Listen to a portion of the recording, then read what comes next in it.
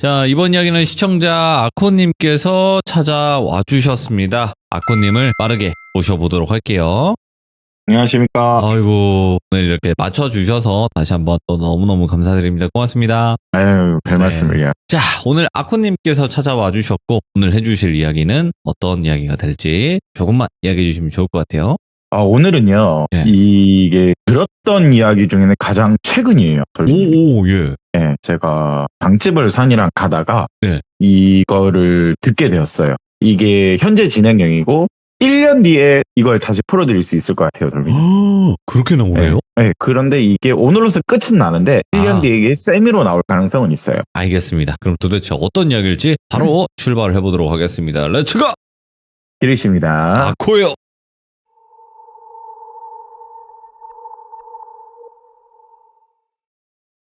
오늘의 사연의 가명인 주인공인 수정씨 얘기를 해볼까 하는데 예. 이 이야기는 2010년도 이야기예요. 처음으로 시작한다면. 수정씨 당시 나이는 15살 중학생이었고 안타깝게 아버지의 바람으로 수정씨 버림을 받았대요. 그러면서 어머니랑 할머니랑 이렇게 3명이서 시골 촌집에 거주하면서 살았다고 하더라고요. 아, 예. 그 지역은 당연히 군이었고요. 지역을 말하자면 무더운 여름에 에어컨 하나 없는 촌집, 선풍기 하나를 의지하면서 2010년도 이 땡볕에 지내고 있었대요. 그럴 때마다 수정 씨는요, 이제 읍에 나간다고 할게요. 거기 시골이다 보니까. 그래도 읍에 나가면 브랜드 아파트도 있고, 요즘에는 또 발전돼 있다 보니까, 2010년도도 스마트 시대잖아요, 그때도요.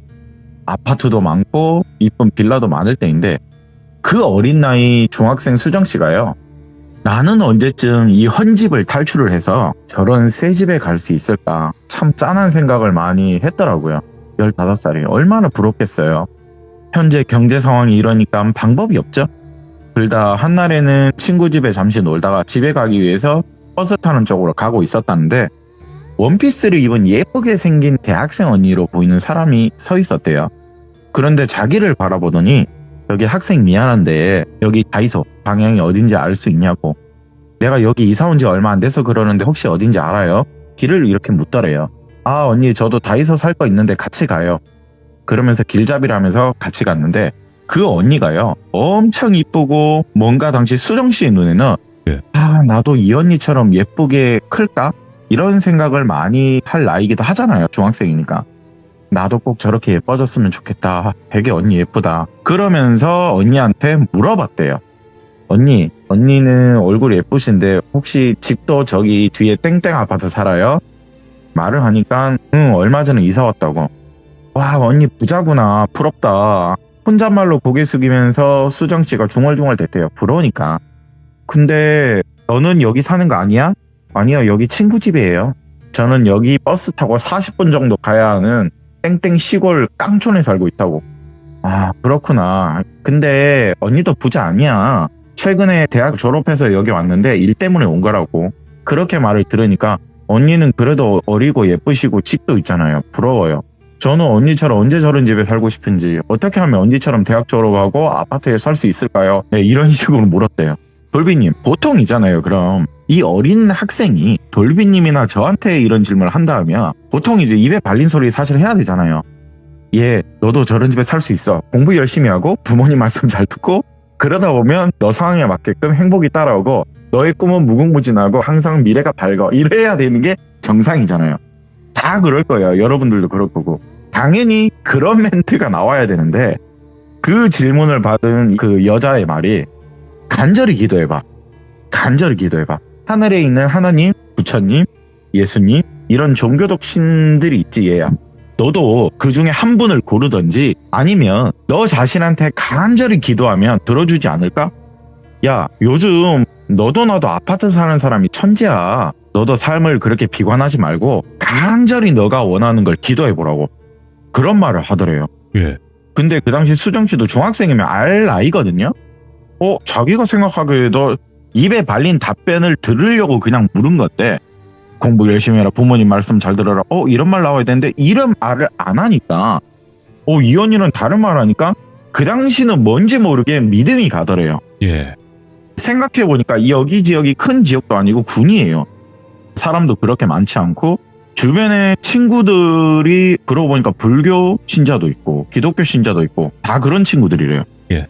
근데 희한하게요. 여기 군이라도요. 버스 정류장 근처에 있는 교회들이나 또 조금만 가면 좀 떨어진 곳에 절들을 보면요. 이 수정 씨 눈에는 이상한 게 보였대요. 교회가 이렇게 멋지게 생겼나? 절이 이렇게 큰가? 와, 이런 거 있잖아요. 우리가 생각했던 교회는 옛날에 막 그 작은 교회가 아니라 요즘 교회들은 진짜 삐까뻔쩍한 거 되게 많거든요. 그 당시도 그랬고요. 네. 아, 그러고 보니까 좀 희한하다 이러면서 버스 타고 집에 오는 길에 이현이 말을 좀 생각해보니까 나 좀 희한한 게 생각이 난다. 내가 얼마 전에 엄마랑 두릅을 따러 간 적이 있대요. 봄에. 인근 선산을 올라가서 두릅을 따러 올라갔는데 거기에 어떤 큰 바위를 두고 기도하는 사람을 봤대요. 그러면 저 사람은 부처님한테 절하는 것도 아닐 거고 예. 하나님한테 기도하는 것도 아니잖아요. 와, 저것도 자기만의 소원을 바라는 기도를 드리는 건가? 이런 게 뇌리에 스쳤대요. 그 어린 나이에. 집에 오자마자 수정 씨는요, 생각을 했대요. 나도 간절히 원해서 기도하면 언젠가 내 소원을 들어주지 않을까? 오. 딱 그 생각을 하면서 공책에다가요, 뭔가를 적기 시작했대요. 그 예를 들게요. 1번 공부 열심히 해서 잘하게 하기. 2번 건강하게 해주기. 3번 내 꿈을 이뤄주게 하기. 4번 아파트에 살게 해주기. 뭐 이런 식으로 적었겠죠. 네. 적어도 누굴 빗대어 기도해야 하나? 아니면 나도 그냥 종교를 만들어야 되나? 막 이런 생각을 하고 있었대요. 이제는 내가 뭘 할지 적었으니까. 그런데 언뜻 창고예요. 시골집이니까 창고 있거든요. 창고에 내가 얼마 전 할머니랑 청소하다가 액자 그림이 하나 생각이 나더래요. 네. 그래서 창고를 가서 뒤지기 시작했어요. 나 분명 봤는데 이사 오면서 그 그림을 찾다 찾아서 발견했다. 가지고 왔대요. 먼지가 수북하게 쌓여있고 물티슈로 막 그걸 닦아내다 보니까 그림이 좀 괜찮더래요. 그러다가 이제 좀 액자 사이에 또 때가 많이 끼어있어서 또 닦으려고 하는데 돌돌돌돌돌 말려진 부적 하나가 액자 사이에서 뚝 떨어지더래요. 이게 뭐야? 별 대수롭지 않게 생각해서 부적은 쓰레기통에 그대로 버려버렸대요. 액자의 그림 모습은요. 물망초에 개구리인지 두꺼비인지 모를 한 마리가 그려져 있대요. 물망초 아시죠? 그 위에 개구리인가 두꺼비가 앉아있더래요. 그걸 가지고 와서는 제 소원 꼭 들어주세요. 저는 많은 걸 바라지 않아요. 그림 속에 그냥 두꺼비라고 해야지. 두꺼봐 헌집 줄게 새집 다오. 두꺼비 씨님 헌집 줄 테니까 꼭 새집 주세요. 그러면서 네. 자기 전에는 그 그림 속에요. 물망초에 앉아있는 두꺼비 씨한테 기도를 했다고 하더라고요. 오늘도 감사합니다. 나중에 꼭 새집 주세요. 이런 식으로요. 엄마랑 할머니는 그 그림 어디서 났냐고. 할머니가 창고에 있던데요. 그냥 가져와서 걸어놨어요. 이렇게 말하는데 할머니 하시는 말씀이 어디서 본 것 같긴 한데 이 그림이 우리 집에 있었나? 희한하네. 엄마 말은 뭐 별거 다 좋아한다 너는. 뭐 그러든가 말든가. 수정 씨는 혼자만의 위로를 그냥 했대요. 그 언니가 말했던 대로 나 자신만의 신을 만들었다. 그림을 상대로 항상 기도를 했대요. 근데 돌빈이 참 이게 외롭잖아요. 가정사도 있고. 이게 의지가 되어서인지 수정 씨가 그때부터 공부도 열심히 하면서 성적도 좋아지더래요. 근데 이게 정말 그런 경우 있어요. 돌빈이 외롭고 가정사가 있는 분들이 하나를 의지를 하면요. 굉장히 좀 마음이 달라지더래요. 이게 뭐 오은영 선생님도 그런 말을 하긴 하더라고요. 그래서 취미를 만들어라 이런 말이 중요하잖아요. 또 나이 드신 분한테도 취미를 만들어라. 그게 또 치매 예방이 된다 뭐 이런 말을 많이 하시니까요. 근데 그 어린 나이 수정 씨도 그게 의지가 정말 됐는지 너무 밝아지고 기분도 좋아졌대요. 자신만의 계획표대로 순차대로 나아지는 게 느껴지니까 엄마마저도 그 당시 이제 어려운 가정 환경에서도 어머니가 김치 공장에서 열심히 일을 하셨대요. 그런데 열심히 정말 해서인지 아니면 성실해서인지 어머니께서 관리직까지 단기간에 올라가셨대요. 그러면 급여가 나아지잖아요. 작은 월급이 조금씩 나아지고 경제적으로 조금씩 여유가 되다 보니까는 분위기도 점차 집안 자체가 좋아져요. 그럴 때마다 항상 그림 속의 두꺼비님한테 감사합니다. 오늘도 감사했습니다. 이렇게 기도를 했대요. 그냥 감사 인사인데 본인은 기도를 표현했대요. 어느덧 그러면서 고등학생이 지나고 20살이 됐어요. 수능을 정말 잘 봤대요. 그래서 대구에서 유명한 4년제 대학을 입학을 하게 됐는데 그때 시기에 외할머니가 지은 농사도 또 잘 됐대요. 엄마도 또 알뜰살뜰 김치 공장에서 진급도 했는데 또 거기서 인정을 받아서 높은 직위까지 올라갔대요. 그러면 이제 수정 씨 하나 대학 뒷바라지 하는 건 문제가 없는 거죠. 가족 입장에서는. 그리고 수정 씨가 또 공부도 잘했다고 했잖아요. 등록금의 장학 혜택을 받았대요. 입학할 때. 아유, 근데 청소년 시기에 불행했던 내 과거가 뭔가 이 두꺼비 그림 덕분에 모든 게 풀린다. 내 인생이 이제 피는가 보구나. 나는 최종 목적인 내 새 집을 살 수 있겠구나. 너무너무 행복했대요. 다 풀리니까요. 간절히 원하고 또 원하면 열심히 산다면 정말 모든 게 되는 거구나. 기숙사 생활을 하면서 집을 떠나올 때도 그림을 가지고 기숙사로 갔대요. 거기에서도 매일마다 기도를 하고 항상 감사합니다. 열심히 살게요. 두꺼비씨님. 이렇게 기도를 했는데 예. 그러면 그 모습을 보고 있는 룸메이트가 있을 거 아니에요. 도민님. 룸메이트 한 명이 이 친구 이름이 현경이라고 할게요. 현경이가 그 그림 속에 보고 기도를 하는 수정이를 보면서 수정아 너는 그림을 보고 왜 이렇게 무슨 혼자 중얼중얼해? 의미가 참 깊은 그림인가 보구나. 뭐 그런 식으로 물을 거 아니에요. 이 말을 외적인 친구한테 한 번도 얘기한 적이 없대요. 외부 쪽에. 그런데 이제 이걸 물어보니까 자신의 과거를 말해줬대요. 내 가정사가 이랬고 이렇게 해서 이 그림이 의지를 해서 나만의 신으로 그냥 모시고 있었다. 부적처럼. 신기하게 그 이후부터 내 생활이 나아지고 여기 대학까지 오면서 너 같은 룸메이트 친구가 생긴 거 보면 너도 내 복인가 보다 이렇게 칭찬을 했대요. 네. 아유 이걸 들은 현경이란 친구 입장에서 울 거 아니에요. 뭐 어떻게 이렇게 말도 예쁘게 하냐고 막 위로를 해줬대요. 아, 그래 잘 지내자고. 그렇게 조금 또 시간이 지나고 수정 씨가 그래도 생활비는 벌어야 되고 또 효녀예요. 금요일은 수업이 없었다고 하더라고요. 오전만 있고 오후부터는 수업이 없어서. 그럼 금토일은 본가를 갈 거 아니에요. 할머니, 엄마도 볼 겸 항상 본가를 가서 할머니 농사일도 도와드리고 엄마가 일하는 김치 공장이 페이가 또 괜찮아서 티오가 비다 보면 거기 알바도 하러 갔었대요. 어느 날 모든 일을 마치고 이제 학교 수업을 때문에 돌아가야 될 거 아니에요. 주말 끝내고 기숙사에 돌아갔는데 내일 학교 수업을 위해서 잠이 들기 전에 항상 하는 거 있죠. 그림 속에 기도를 하는 거. 근데 그림이 안 보이더래요. 두꺼비 그림 어디 갔지? 그 책상 쪽을 뒤져도 룸메이트 침대를 뒤져도 안 나오는 거예요. 뭐야 이게 어디 갔냐 찾을 거 아니에요. 룸메한테 전화를 했는데 안 받아요. 지금 늦어서 그런 거 안 받구나. 아닌가 내가 2, 3일 전에 이걸 가져갔나? 아닌데 분명 안 가져갔는데? 참고로 이 수정씨 학교는요. 그 당시 기준으로 말을 하자면 폼금 같은 게 없었대요. 학교 내에 기숙사가 있는 게 아니라 이 증설을 하다 보니 학교 밖 건물에 리모델링을 해서 기숙사로 만들었대요.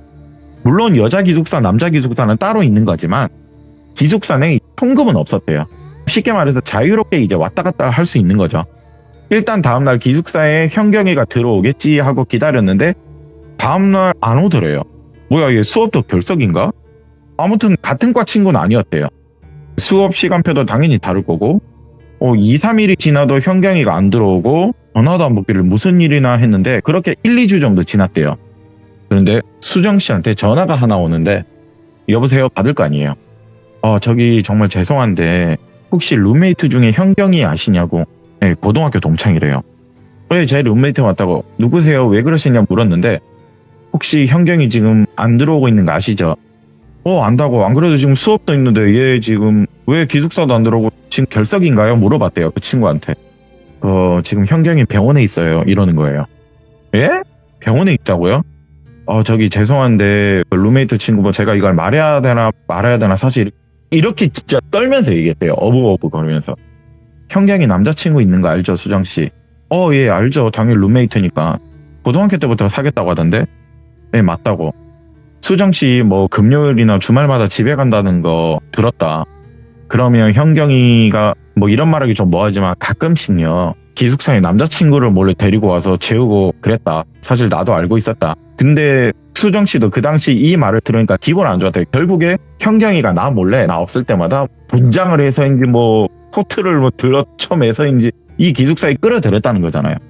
근데 이 기숙사의 암암리에 그런 여학생들이 생각보다 많았대요. 그런데 그날 남자친구랑 둘이 기숙사에서 있는데 이런 지역에 이야기할 거 아니에요. 그런데 이 현경이 남자친구가 수정씨 그림을 보더니 와 이건 뭔가 그림이 되게 매료된다. 뭐 액자도 되게 희한하게 오래된 것 같고 그걸 본 현경씨가 남자친구한테 자기 룸메이트 수정이에 대한 사연을 대략적으로 얘기를 해줬대요. 그 소리를 들은 현경이 남자친구가 미대 전공이래요. 동양미술을 전공을 했다고 하더라고요. 그런데 그 그림 보던 근데 이거 보통 그림 아닌데? 현경아 미안한데 이거 그림 내일 잠시만 자기가 가지고 가서 복제도 되냐고 물었대요. 아, 예. 똑같이 하나 만들겠다는 거죠. 복제해서 다시 갖다 놔도 되냐. 이 말을 뭐 당연히 현경 씨는 어차피 수정이 주말 끝나고 오니까 월요일 때 수업 때 오고 늦으면 그렇게 오니까 그러라고. 이 말을 지금 현경이 고등학교 동창인 친구가 수정 씨한테 얘기해 주는 거예요. 그럼 본인 이걸 어떻게 알았냐. 나 지금 병문안 갔다 와서 들은 이야기 지금 하는 거라고. 현경이 지금 의식이 깨어났습니다. 근데 남자친구는 지금 생사의 기로에 서 있대요. 일요일 날인가 토요일 날인가 그때 수정 씨는 본가에 갔을 때예요. 주말에 남자친구 아버지 차를 몰고 가다가 여행할 거 아니에요. 본인들끼리. 대형 사고가 났대요. 제가 전화드린 현 상황 이런 건데 제가 수정 씨께 전화드린 이유는 땡땡 병원에 현재 입원 중이니까 시간 되시면 한번 가보시는 게 좋을 것 같다. 제가 병문안 갔을 때 싸우는 걸 목격했다. 예. 내 친구 현경이한테 남자친구 부모님이라는 사람이 오셔서 이 그림 이거냐면서 현경이한테 윽박을 그렇게 지르더라. 왜 이딴 거 우리한테 줬냐면서. 왜 넌 뭔데 우리 아들한테 이딴 그림을 소개해줘. 우리 아들 너 때문에 죽게 생겼다면서 막 이런 식으로 윽박을 지르더라. 현경이는 의식이 깨어난 지도 얼마 안 됐는데 아니 내 친구 앞에서 저런 소리를 막 하길래 그림이 뭐라고.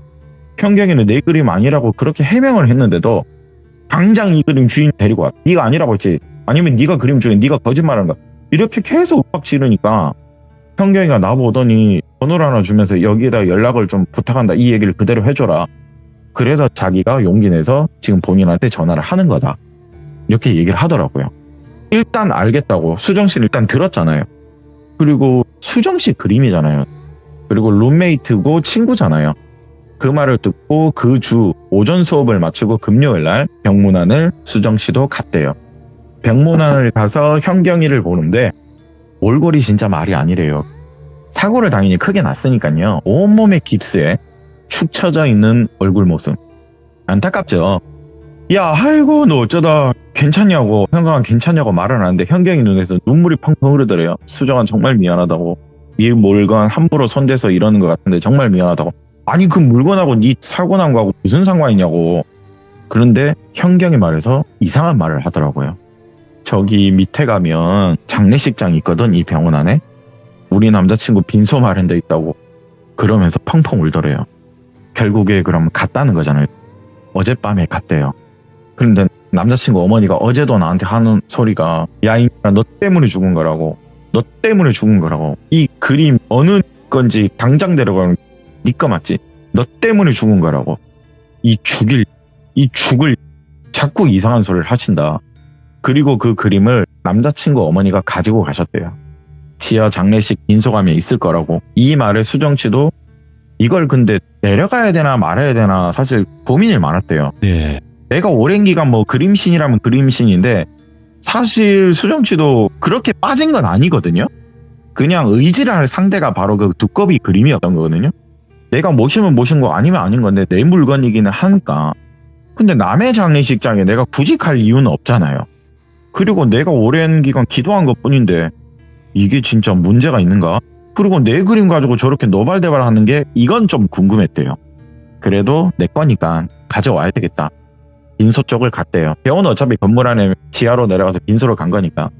현경이가 말해준 남자친구 이름이 적힌 부인 쪽 빈소로 갔대요. 관계자분한테 저기 죄송한데 여기에 제 물건이 있다고 해서 혹시 고인분 땡땡땡분 보호자분 좀 불러주실 수 있을까요? 라고 얘기를 했대요. 네. 그런데 장례식장이에요. 어떤 유가족분들이 있을 거 아니에요. 그렇죠. 많은 유가족분들 중 한 분 중에 할머니께서요. 검은색 정장복 아시죠? 정장 한복이라고 해야 되나? 할머니가 지판을 지우면서 수정 씨한테 다가오더니 아, 네가 주인이구나. 냄새를 맡으시더래요. 계속 이러신대요. 한 1분 정도 그러니까 뭐지? 너 주인 맞아. 너 척신들이 한이 담긴 물건을 섬기고 있었지. 어디서 주인 행사를 하고 있어? 이러시는 거예요. 척신? 뭔 소리야. 할머니 치매인 줄 알았대요. 수정씨는 그 당시요. 이 말을 하시는데 갑자기 돼서 어떤 아주머니가 수정씨한테 뛰어오면서 다가오더니 그대로 주저앉으시면서 네가 주인이구나. 야인 XXX 막 그러면서 온갖 욕을 퍼붓대요. 너 때문에 내 아들이 죽었어. 너 때문에 내 막내 아들이 죽었다고. 내 아들이 죽었어. 그렇게 열대 번을 얘기하면서 울분을 토하시는 거래요. 수정씨 입장에서는 도대체 내가 무슨 잘못을 지었는지, 아니 이게 지금 뭐 현경이 친구라는 애도 그렇고 현경이도 그렇고 자꾸 나한테 이상한 소리만 하니까 이제 화가 나더래요. 단순히 우리 집 창고에 있던 그림을 내가 청소해서 위로를 삼고 의지를 해서 기도드린 것 뿐인데 내가 왜 이런 소리를 들어야 하냐면서 수정씨도 거기다 쏘아 붙였대요. 화가 나죠. 훔쳐간 건 너네들인데. 그러더니 어떤 사람이 또 한지에 겹겹이 싸져 있던 그림을 가지고 오더래요. 그런데 할머니께서 말하길, 너 이거 어디서 났어? 저는 시골에 땡땡고 땡땡면에 사는데 우리 집 창고에 처박혀 있는 거 내가 꺼내서 의지 삼아 걸어둔 거다. 여기 안에 다른 거 같이 있던 거 없더니 할머니가 모르시더래요. 여기 안에 분명 다른 거 있을 텐데. 있잖아. 그 말을 하길래 생각을 해보니까 그렇지, 5, 6년 전에 내가 처음 발견했을 때 부적이 돌돌 말려져 있었지. 그거 내가 버렸는데요? 펴보지도 않았다. 그럼 누가 와도 딱 부적에서 펴보지 않고 그냥 버렸다. 그 말씀에 할머님이 그거를 계속 내뱉더니, 혹시 너한테는 아무 일 안 일어났냐? 혹시 꿈 요상한 거 꾼 적 없냐? 누군가 와서 해코지 하지 않더냐? 꿈속이든 뭐든 그냥 말해봐라, 뭐 있는 거. 이 그림 걸고 나서부터 수년 동안 한 번도 꾼 적도 없고 한 번도 그런 경험 한 적도 없다. 오히려 나는 이 그림을 의지하다 보니까 그냥 내가 생각했던 바람들이 일어나더라. 뭐 앞에 말씀드린 성적도 좋아지고 집안 분위기도 좋아지고 엄마가 돈도 잘 벌어지고 언젠가는 내가 새 집에 이사 가기를 원한 것까지 들어주는 느낌 받았다. 이런 과거 이야기를 해줬대요. 역시나 할머님이 그러더니, 척신한테 복을 들여 받았구만. 척신한테 복을 받았어. 이것도 신통하구만. 신통해. 척신이 그럴 리가 없는데. 수정씨가 거기서 또 화가 났대요. 전 제 그림 가지러 온 것 뿐이고 이게 무슨 소리냐고. 할머님, 도대체 이게 무슨 소리냐? 그냥 말해달라. 딱 부러지게 말을 했대요. 네. 근데 할머니께서, 이 그림 주인 너 아니야. 지금 네가 주인인데 네 가족 중에 주인이 분명 있어. 예. 일가 친척 중에 빨리 알아보라고. 네 집구석에 있는 거면 일가 친척일 거 아니야. 너한테는 무조건 알아봐라. 우리 손자는 이 그림에 불경한 짓 한 거 맞다. 그리고 하늘로 간 거 맞다. 그런데 척씨는 그럴 리 없다. 너도 훗날 잘못될 수 있다. 너한테 분명 한이 간다. 그리고 당장 이 그림 가지고 가라. 한지에 싸져 있는 그걸 수정씨한테 건네줬대요. 네. 수정씨 입장에서는 이제부터는 뭔가 궁금한 게 많아졌대요. 할머니, 척신이 뭐예요? 이 내용들이 무슨 소리냐고. 지금 네 밑에 울고 있는 아가 내 며느리거든? 죽은 우리 막내 손주고. 아이고, 어딜 가나 했는데 그 호기심 많은 우리 막내 손주한테 갔어. 그러면서 할머니도 우시더래요. 예. 지 엄마도 닮고 이 할미도 잘못 닮아서 결국에 명을 다 했어. 밑에 있는 우리 며느리 동양학 박사야. 우리 아들도 그림 박사고. 그냥 이렇게 말을 한대요. 그리고 나는 한때 무당 맞아. 너도 얼추 예상했지? 난 무당 맞아.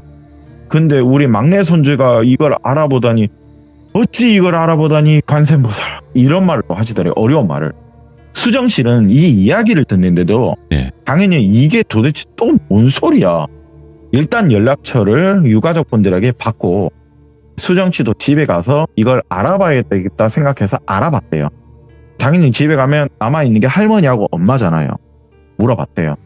몇 년 전에도 그랬듯이 할머니하고 엄마는 이 그림에 대해서 일절 모른대요. 긴가민가 한대요. 그러면 누구겠어요? 친척 중에 알아봐야 되겠죠. 한때 할머니 이 집에 살았던 엄마 형제들 있잖아요. 외삼촌하고 이모들. 네. 전화 다 돌렸대요. 6남매한테 다 돌렸는데 아무도 모른대요. 그리고 마지막 전화가 막내 삼촌. 얼굴 못 본 지 오래된 막내 삼촌한테 전화가 와서 안 받으셨는데 얼마 있다 부재중 보고 전화가 오셨대요. 근데 이 막내 삼촌이 알리에 살고 계신대요. 막내 삼촌이 이 전화를 받고 나선 내용을 다 들을 거 아니에요. 그러더니 수정이한테, 야! 뭐야, 그 글이 왜 지금 네 입에서 나오는 거야? 소리를 지르는 거래요. 엄청 소리를 지르는데 수정씨가 놀랄 거 아니에요. 뭐야 이거. 깜짝 놀랐는데 수정씨가 있었던 일들 삼촌한테 다 말하고 나서 삼촌이 할머니 빨리 바꿔보라고. 그 삼촌이 할머니한테 하는 말이, 내가 박스에 있는 물건 엄마 그날이 오면 반드시 불태우라고 내가 말했잖아 엄마. 그러면서 할머니한테 오라 마라 막 그러시는 거예요. 그 말을 들은 할머니가 그 그림이가 참 그랬지 그래 그 그림이가 야 나이 드다 보니 깜빡하고 그냥 창고에 처박아 두면서 두고두고 잊고 있었는데 어차피 안 보여서 없어졌나 싶어서 그냥 불태우고 없앴다고 니한테 그냥 그때 그런 말을 하긴 했는데 이런 식으로 얘기를 했대요. 이미 세월이 많이 흘러서 안 보이니까 아들들이 물으면 안 없애서 없앴다고 말하는 게 시골 분들이잖아요. 안 보이니까 뭐 귀찮잖아요 사실. 그게 뭐라고. 나 진짜 미치겠네. 엄마 때문에 내가 미치겠다고. 내가 그래서 여름만 되면 겨울이 된 거 마냥 이 발리에서 춥게 지낸다고. 아니 세월이 이렇게 흘렀는데 왜 내가 악몽을 꾸나 했는데 아니 엄마가 없앴다며. 엄마가 불태웠다며. 그러면서 수정이 바꿔보라고. 수정 씨한테 삼촌이 말하길 수정아 내 말 잘 들어라. 니 그 그림 안에 부적 봤나 안 봤나? 봤어요 삼촌. 일단 그 부적 네가 버렸다고 했지. 예 버렸어요. 그러면 일단 급한 대로 소금 한 포대를 빨리 타오래요. 그리고 소금 한 포대 그 그림 묻으래요. 안 보이게. 땅 밑에다가 그냥 소금 넣고 그대로 물으래요. 일단 봉인하라는 거겠죠? 그리고 네가 버렸던 그 소원들 공책 같은 거 있었지. 그 당장 불태우고 없애버리라고. 자 일단 수정 씨는요. 뭔가를 기이하게 너무 많이 들었어요. 전화 때부터. 그리고 장례식장에 들었던 말도 그리고 삼촌의 지금 말도 너무 의미심장하게 들리다 보니까 시키는 대로 했대요. 삼촌이 그 이유를 말해주기 시작했어요. 이제 말할 거 아니에요. 왜 이런 짓을 해야 되는지. 삼촌이 어릴 때 좀 못났대요. 머리도 나쁘고 머리 나쁜 애들이 꼭 이런 거 있지 않냐 수정아. 셈이 많다. 질투가 좀 심하다. 우리 마을이 성씨 촌집이야. 성씨 촌집이면 같은 성 있잖아요. 집성촌이라고 해야 되겠죠? 네. 그런 마을인데 이 집성촌 성씨 중에 먼 친척형이 있는데 엄청 똑똑하대요. 예. 한두 살 많은 형이었는데 근데 그 형이 진짜 약간 지금으로 말하면 선비. 몇 감으로 놀러 가면 예. 풍요를 보면서 그림을 그리는 사람 있죠. 어느 날 타이어 큰 거 하나 들고 가면 그게 이제 튜브죠. 그 당시는. 몇 감으로 계곡으로 올라가면 그 형님이 항상 그림을 그리고 있대요. 예. 산을 보고 그림 그리고 애들 노는 거 그림 그리고 물망초에 그림 그리고 꽃 보고 그림 그리고 두꺼비 그림 개구리 그림 물고기 그림 그렇게 막 그리고 있는데 이제 그 무리들이 있을 거 아니야. 삼촌 무리들이. 그 당시에 티야 또 그림 그리냐고. 수영이나 같이 하자고. 근데 나 수영 잘 못해. 여기 타이어도 있고 튜브 같은 거 많으니까 우리가 도와줄게. 수영이나 같이 하자고. 그래? 같이 수영을 했대요. 공부도 잘하고 마을에서 칭찬이 그렇게 많은 형이었는데 질투가 좀 나고 골탕을 좀 먹여주려고 수심 깊은 곳에 끌고 가는 거 있잖아요. 돌변이 일부러. 친구들하고 막 놀리고 장난치면서 물을 좀 먹였대요. 장난치다 네. 보면 좀 그렇잖아요. 근데 그날 좀 물이 많이 먹었나 봐요. 이게. 하루 이틀 지나면 당연히 이 친구들은 괜찮을 줄 알았죠. 근데 이 심성 착한 사람들의 특징이 하나 있어요. 내가 아픈 걸 굳이 표현을 안 해요. 부모님한테도. 왜? 부모님 걱정하실까봐. 엄청 착하죠. 근데 이게 좀 늦게 말했는지 집에 와서 복수에 물이 많이 찼나 봐요. 그걸 이제 표정이 안 좋으니까 부모님이 알 거 아니에요. 예. 물을 엄청 많이 먹어도 토도 못 찬 채로 복수에 물이 많이 차니까 병이 생길 거 아니에요. 또 당시에 한여름임에도 불구하고 근데 복수에 물이 차면 일시적으로 몸이 추워지는 경우가 있어요. 체온이 떨어져서. 그럼 이게 제일 위험한 게 폐렴이거든요. 폐수종으로 가서. 그럼 이게 폐렴까지도 와요. 근데 네. 폐렴 진짜 위험한 거거든요. 아이들한테는요. 그렇죠. 그리고 청소년한테도 위험해요. 어른들한테도 위험한데 그렇게 시름시름 앓다가요. 하늘로 올라갔대요. 예. 이거를 수정 씨한테 얘기하는데 삼촌이 말하게 우리도 나중에 좀 알았다 수정아. 그 형님이 엄청나게 귀한 집 종손 아리였을 줄은 나는 몰랐다. 물론 똑똑하고 그런 거 유명했는데 조상들 중에서도 박수까지 있었다는 건 난 뒤에 알았다. 그마이 좀 손이 귀한 집인 줄 우리는 꿈에도 몰랐다. 그 충격이 얼마나 컸던지 거기 어머니마저 아들을 따라서 목을 베요. 그 모습을 겪은 아버님마저도요 따라가셨대요. 그 길을.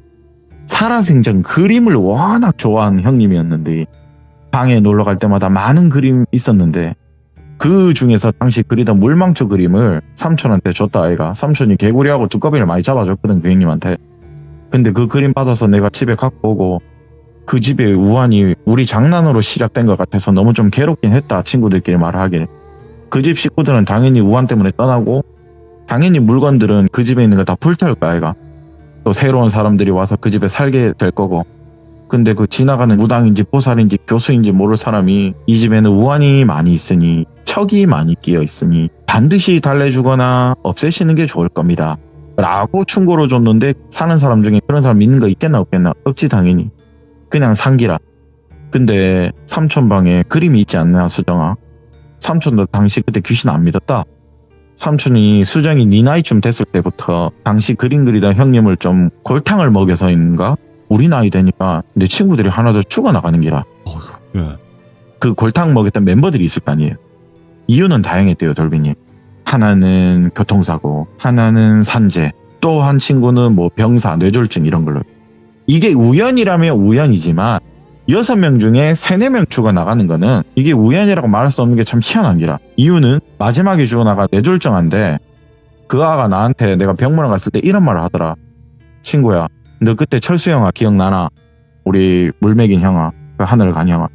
나 그 영화 꿈을 얼마 전에 꿨는데 내한테 자꾸 올 때 아이스케이크 하나 사왔나 아이스케이크 하나 사왔나 꿈에서 내한테 2-3번 나오던 기라. 근데 니도 이 철수 형아 그림 받고 그런 꿈 꾼 적 있나? 이 말 하는데 수정이 삼촌분이 나는 받았다고. 왜 옆에 있는 친구도 자기도 받았대요. 예. 항상 그 철수 형아가 우리 그림 그려주지 않았냐? 근데 그때 수정이 삼촌분이 소름이 너무 끼치더래요. 그럼 우리 다 그림 받았네. 그 형 선물로. 그 친구분들 결국에 투병 중에 사망하셨어요. 급하게 살아있는 삼촌과 또 한 분이 있을 거 아니야. 삼촌 친구분. 무당한테 갔대요. 근데 그 무당 말이 진짜 용한 분이요. 내가 불가능할 것 같거나 이게 안 될 것 같으면 공통적으로 하는 말이 있더라고요. 네. 이 나라 뜨라고. 네, 이 나라를 뜨래요. 네. 그리고 20년 동안 꿈에서라도 그 귀신으로 보이는 그 사람이 안 나오면 그때 한국 들어오라고. 이왕 떠나는 거 신들을 많이 모시는 나라로 가보라고. 그 나라로 선택을 한 게 수정이 삼촌은 발리래요. 발리라는 나라가 그 당시는 휴양지로 지금은 유명하죠, 돌비님. 발리라는 나라가 신들의 섬이라고 불려요. 그 당시 운 좋게 지인분이 계셔서 발리로 가서 일을 하게 됐대요. 그리고 삼촌 친구는 좀 집이 여유 있어서 그런가 그리스로 갔대요. 거기도 신의 나라라고 하죠. 그러면서 부적을 줬는데 그 그림들을 이쁘게 액자로 만들어놔서 붙여놓으라고 그랬대요. 네. 가족 중에 10년이 지나 이날 금음쯤에 반드시 태워라. 니네들이 해외에 살고 있으면 10년이 지나면 이날에 반드시 태워라. 그럼 니네들이 해외에 나가 있으니까 여기에 누군가가 태워줘야 될 거 아니냐. 반드시 부탁을 해라. 아니면 부셔버리든지. 네가 살던 집에 절대 놔둬선 안 된다고. 그렇게 무당이 얘기를 해주셨대요, 당시. 있는 형편에 해외를 가면요. 알잖아요. 죽기 살기로 일해야 돼요. 그렇죠. 네. 그렇게 먼 타국에서 살고 있는데 어느 순간 꿈에서요. 계속 그 형님이 나타나면서 니 덥지? 아이스크림 먹을래? 여름만 되면 자꾸 그 꿈을 꾸는 거래요. 아이고 형님 여전히 한이 많이 남았구만. 아이고 죽을 죄를 지었습니다 형님. 미안합니다 형님. 정말 미안합니다. 여름만 되면 간혹 그 꿈을 꿨대요. 수정이 삼촌이요. 그러면 이게 장기간 꾸다 보면 내가 죽어야지 나나 싶었는데 그렇게 10년 지났대요. 그런데도 그 꿈을 꿨다는 건요. 그림을 엄마는 아까 말씀드린 대로 불태웠다 없앴다라고 얘기를 했는데 안 보이니까 없앴다고 했는데 그런데도 나타나는 건 이게 진짜 큰 한이구나. 나는 이제 한국에 못 돌아가는 거구나. 이런 생각했는데 수정이 네가 그 그림을 발견을 해서 집구석에 있는 게 충격이다. 삼촌이 정말 수정아 미안하다. 알아볼 테니까 소금에 파묻혀 있는 거 일단 가만히 아무도 못 건들게 네가 좀 간수 좀 해라. 그리고 삼촌이 알아보면서 2주 정도 시간이 좀 지났어요. 삼촌께서 전화가 오셨는데 수정아 정말 미안하다. 이제는 울면서 좀 술이 되셨는지 울면서 전화 오시는데 삼촌 왜 그러시냐 말을 하니까 큰일 났다. 니한테는 아무 해코지가 안 일어난 게 그게 좀 희한해서 내가 알아보고 했는데 신님이 너를 마음에 두시는 것 같다. 그런 말을 하는 거예요. 그 신이 너한테는 복을 주고 있는 것 같다. 네가 뭐 장례식장에서 들었던 게 척신이라 그랬지. 그 아들은 분명 불경한 짓 한 것 같더라. 내가 알아보니까. 그래서 악을 받아서 벌을 받은 건지 하늘로 올라갔고 수정아 삼촌 노릇 또 못하고 미안하다고 진짜. 그런데 왜 그 신님께서 너를 마음에 들고 선택했는지 모르겠다. 이게 무속신앙이라서 뭐라 말은 못하겠고 삼촌처럼 10여 년 세월이 흘러서 너와 관련이 있는 사람이 이걸 불태워야 된다 하더라. 수정아 너도 10년 기다려야 된다 하더라. 그렇게 수정씨가 삼촌한테 들은 이야기가 이거예요. 제가 이 내용을 들고 있었던 이유는 제가 산이와 함께 당집을 최근에 간 적이 있어요. 이 역할을 훗날이 아니에요. 이제 1, 2년 남았어요. 그 10년 세월이. 이걸 산이가 도와주기로 최근에 결정이 났어요. 벌써 이제 10년이 다 됐다는 거거든요. 예. 그래서 아까 말씀드린 대로 아직 끝나지 않은 이 썰을 다시 풀어드릴 수는 있을 것 같아요, 내년에. 네. 그리고 고인이 된 현경 씨 남자친구는 어떤 불경스러운 짓을 저지른가에 대해선 끝내 들을 수 없었어요. 그 무당이라 불렸던 그 할머니죠. 척신이 들어갔다, 한이 들어갔다고 말한 그 할머니한테도 좀 알아봤냐 물어보니까 그 할머니랑은 연락이 안 된대요. 왜냐? 그렇게 말씀드리고 나서 장례가 끝나고 얼마 안 돼 돌아가셨대요. 나이가 많으셔서. 그럼 그 엄마가 있을 거 아니에요, 며느님. 어머님한테 알아보고 전화를 했는데 그 어머니 말이 좀 충격적이었어요. 네. 이 어머니 말씀이 수정 씨한테 너 그림 때문에 내 아들이 떠났고 우리 가족이 우환을 받았다. 난 절대 말해주지 않을 거라는 답변을 듣게 되었어요. 삼촌도 당시 아무리 알아봐도 방법이 없다고 너 10년 이거 받아야 된다. 이 비방을 10년에 걸쳐서 이걸 받아야 된다. 수정아 정말 미안하다. 친하게 지내는 법사님 중에 한 분이 비방을 내놓겠는데 이거밖에 방법이 없단다. 그게 산이가 잘 아시는 법사님이신 거예요. 이 척신은 장기적으로 하늘 달래야 되고 위로 보내줘야 한다. 아예 떼놓지는 못한다는 거예요. 그냥 보내줘야 된다는 거거든요. 네. 이제 대략적으로 10년 다 됐고 시간은 1, 2년 남았다고 하는데 참고로 가명인 지금 현재 수정 씨는요. 이제 20대 후반이거든요. 네. 아직 결혼을 한 건 아니지만 잘 사시고 있고요. 아직도 그 그림은 촌집의 소금포대에 싸져서 그날이 오기를 기다리고 있다고 합니다. 네. 방법이 그거밖에 없대요. 네, 소금포대 그 창고를 정말 봉인한 상태에서 그대로 있대요. 가끔씩 들어가서 소금이 녹을 거 아니에요. 덥거나 물이 차면. 매번 뿌린대요. 네. 그리고 마지막 반전으로 굳이 하나를 말씀드리자면 수정 씨가 처음으로 만났던 그 대학생 예쁜 언니 있죠. 네. 지금 생각해보니까 그 언니도 꿈이었다고 하더라고요. 나는 그때 꿈을 꾸고 있는 것 같다. 왜냐, 그때 당시로 봤을 때 이 언니의 모습은 생각해보니까 원피스를 입었는데 얼굴이 왜 사람 같지가 않았지라는 말을 하더라고요. 이제 와서 그게 좀 생각이 나더래요.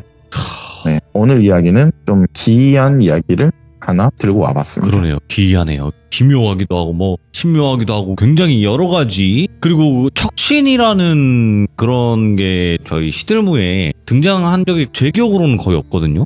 저도 모르니까 그 당시 당집에 갔을 당시에 듣게 된 얘기인데 장난 아닌 신이더라고요.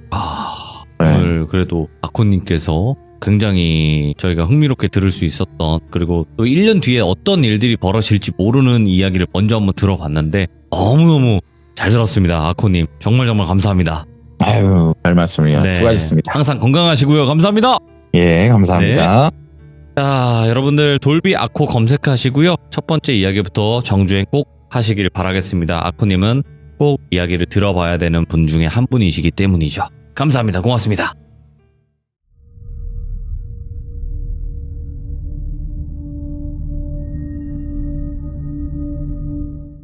자, 이번 이야기는 시청자 어느날님께서 찾아오셨습니다. 오늘 어느날님께서 해주실 이야기는 어떤 이야기인지 같이 한번 들어보도록 하겠습니다. 여보세요? 어느날님 안녕하세요.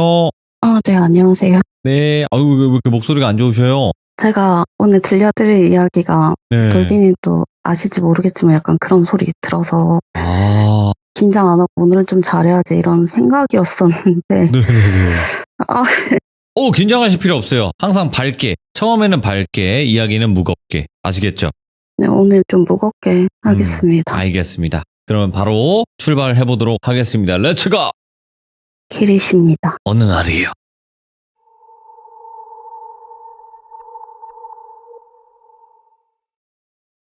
그때에는 제가 이제 회사를 다녔었는데 제가 부모님 집에 처음에 살았었거든요. 근데 그 회사가 지역이 좀 달라서 회사랑 거리가 좀 멀었어요. 버스로는 가능한데 어쨌든 1시간 정도 거리여서 그때 이제 한 도보로 한 10분 거리 되는 그 원룸으로 제가 이사를 가게 됐어요. 네. 처음엔 너무 좋았죠. 회사랑 너무 가까우니까 늦잠도 자고 어쨌든 퇴근하면 바로 집이고 그랬었는데 그 원룸이 있어야 될 때가 아니라고 해야 되나? 그러니까 원래 보통은 원룸이 이렇게 원룸촌이 쫙 있잖아요. 근데 거기는 그냥 골목길 이렇게 들어서면 그냥 언덕 위에 원룸이 딱 덩그러니 하나 있었어요. 네. 그리고 제 시점에서 보면은 그 원룸에서 그냥 이렇게 언덕으로 쭉 내려가면은 편의점이 하나 있었거든요. 근데 그 편의점이 좀 컸어요. 지금은 이제 브랜드 편의점이 되게 많은데 그때 당시에는 그런 브랜드 있는 편의점 많이 없었고 개인이 하시는 편의점이었거든요. 간혹 그런 돌비 편의점 같은 데가 있죠. 근데 그날 제가 혼자 살다 보니까 이제 저녁도 잘 안 먹고 그래서 그때는 그냥 편의점에서 맥주나 뭐 주전부리 같은 거 사서 집에서 막 컴퓨터 게임 하면서 뭐 이렇게 좀 자고 그런 게 되게 좀 흔했었거든요. 그날도 어김없이 그냥 편의점 가서 뭐 사서 먹어야지 좀 약간 그런 생각을 했어요. 그래서 가게 됐는데 그 편의점이 통유리였어요. 코너 돌면은 현관이었는데 코너 돌기 전에 통유리니까 보게 되잖아요. 근데 그 사장님이 여자분이셨는데 한 50대 정도의 아주머니셨는데 되게 인상도 좋고 좀 서글서글 친절하시고 좀 그래서 좀 자주 갔었거든요. 근데 그날은 그분이 카운터에서 어떤 분이랑 막 되게 즐겁게 대화하시면서 서 계시더라고요. 약간 캔맥주도 이게 따져 있고 막 그렇게. 그래서 뭐 되게 친한 지인분이신가 보다 하고 그냥 제 거 들어가서 살 거 사고 나오려고 계산을 하는데 사장님이랑 대화하시는 앞에 여성분께서 연배가 좀 비슷해 보였거든요. 저한테 말을 거시는 거예요. 아가씨 어디 살아? 이렇게요. 그래서 제가 모르는 사람이 말 거니까 좀 쭈뼛쭈뼛해서 대답을 못 하는데 그 사장님이 대신 요 위에 언덕에 원룸 있잖아요. 거기 이사 온 지 별로 안 됐는데 뭐 거기 사는 아가씨예요. 뭐 이러면서 자주 볼 것 같은데 인사하시라면서 뭐 이렇게 말씀해 주시더라고요. 네. 근데 그 사장님이 진짜 처음 뵀는데 저한테 어깨동무 딱 하더니 내가 여기 길 딱 건너면 호프집 하는데 뭐 손 이렇게 가리키면서 여기 호프집 하는데 가서 또 어차피 뭐 집에 가서 혼자 맥주 마실 거면 나랑 같이 마실래? 그런 식으로 얘기하시더라고요. 근데 제가 그때 회사 다닐 때 다른 지역이라고 했잖아요. 아는 사람도 별로 없고 그 다음날 쉬는 날이기도 하고 해서 그 사장님을 따라가기로 해요. 그냥 1차선 도로였는데 건너면 바로 호프집이었어요. 딱 들어갔는데 저희가 이제 한 4, 5개 되는 테이블 있고 칸막이가 있었고 좀 어두웠어요. 근데 손님이 하나도 없는 거예요. 그래서 금요일인데 손님이 없나? 막 이러면서 있었는데 그 사장님이 맥주 갖고 오고 막 이렇게 해가지고 같이 맥주를 마시게 됐는데 그 사장님이 의외로 성격이 처음에 봤을 때는 긴 단발머리에 눈이 좀 부리부리하다고 해야 되나? 눈이 크고 진짜 기가 세다 이런 생각을 진짜 많이 했었어요. 제가 그런 기운을 느끼는 그런 사람은 아니거든요. 살면서 처음 느꼈는데 어쨌든 그 분이 좀 그랬어요. 근데 이제 그 분이 너무 재밌게 막 말씀하시고 하시니까 좀 재밌더라고요. 그래서 이제 순식간에 좀 친해지게 돼요. 그러다가 어느 날이었어요. 제가 그때 컨디션이 너무 안 좋아가지고 그 집 앞 편의점에 뭐 죽이나 뭐 이런 거 좀 대충 먹고 약 먹고 자려고 정말 진짜 기운 없이 이렇게 걸어가고 있었거든요. 근데 거기 골목에 이렇게 걸어가면 길 건너에 호프집이 있다고 했잖아요. 근데 그 사장님이 흡연을 하셨거든요. 앞에서 담배를 막 태우고 계시더라고요. 저랑 딱 마주치는데 저 그냥 고개만 끄덕거리니까 야 어느 날 뭐 이러면서 저 부르면서 너 왜 그래? 그러시는 거예요. 너 일로 와봐. 그런데 제가 그 도로를 건너갈 힘도 없는 거예요. 그래서 저 고개를 그냥 진짜 절레절레 저으면서 저 오늘 술 못 먹을 것 같아요. 이렇게 하고 편의점 들어가려고 하는데 사장님이 막 불이 나게 오더니 갑자기 제 어깨를 막 때리시는 건지 그런 제스처를 했어요. 네. 먼지 털듯이 좀 그렇게 하셨어요. 그러더니 또 뭐 사러 왔어 뭐 그런 식으로 말씀하시길래 몸이 너무 안 좋아가지고 대충 먹고 약 먹고 자려고요. 그랬더니 그 사장님이 너 여기 산다 했지? 나랑 같이 가자 이렇게 말씀을 하시더라고요. 예. 근데 제가 그때 혼자 살고 솔직히 혼자 살면 먹을 게 냉장고에 하나도 없이 거의 대부분 살잖아요. 그래서 집에 가서 아무것도 없는데요? 제가 진짜 생뚱맞게 그렇게 말을 했는데 내가 알아서 해줄 테니까 가 막 이러시더라고요. 근데 제가 살던 원룸이 4층이었는데 한 층마다 2집씩 있었어요. 총 8집이 살고 있는 원룸이었고 집주인이 상주에 계시는 원룸이었어요. 근데 특이하게 집주인이 원래 꼭대기층에 사시잖아요. 근데 그분은 단층에 사셨어요. 1층 올라가기 중간. 한 70대로 돼 보이는 할머니이셨는데 어쨌든 괴짜였고 좀 그랬어요. 근데 중요한 건 그 집에 엘리베이터가 없었거든요. 그래서 그 사장님이 올라가게 돼요. 근데 지금은 도어락 많이 써서 번호키 많이 쓰잖아요. 근데 그때 당시엔 열쇠키를 썼거든요.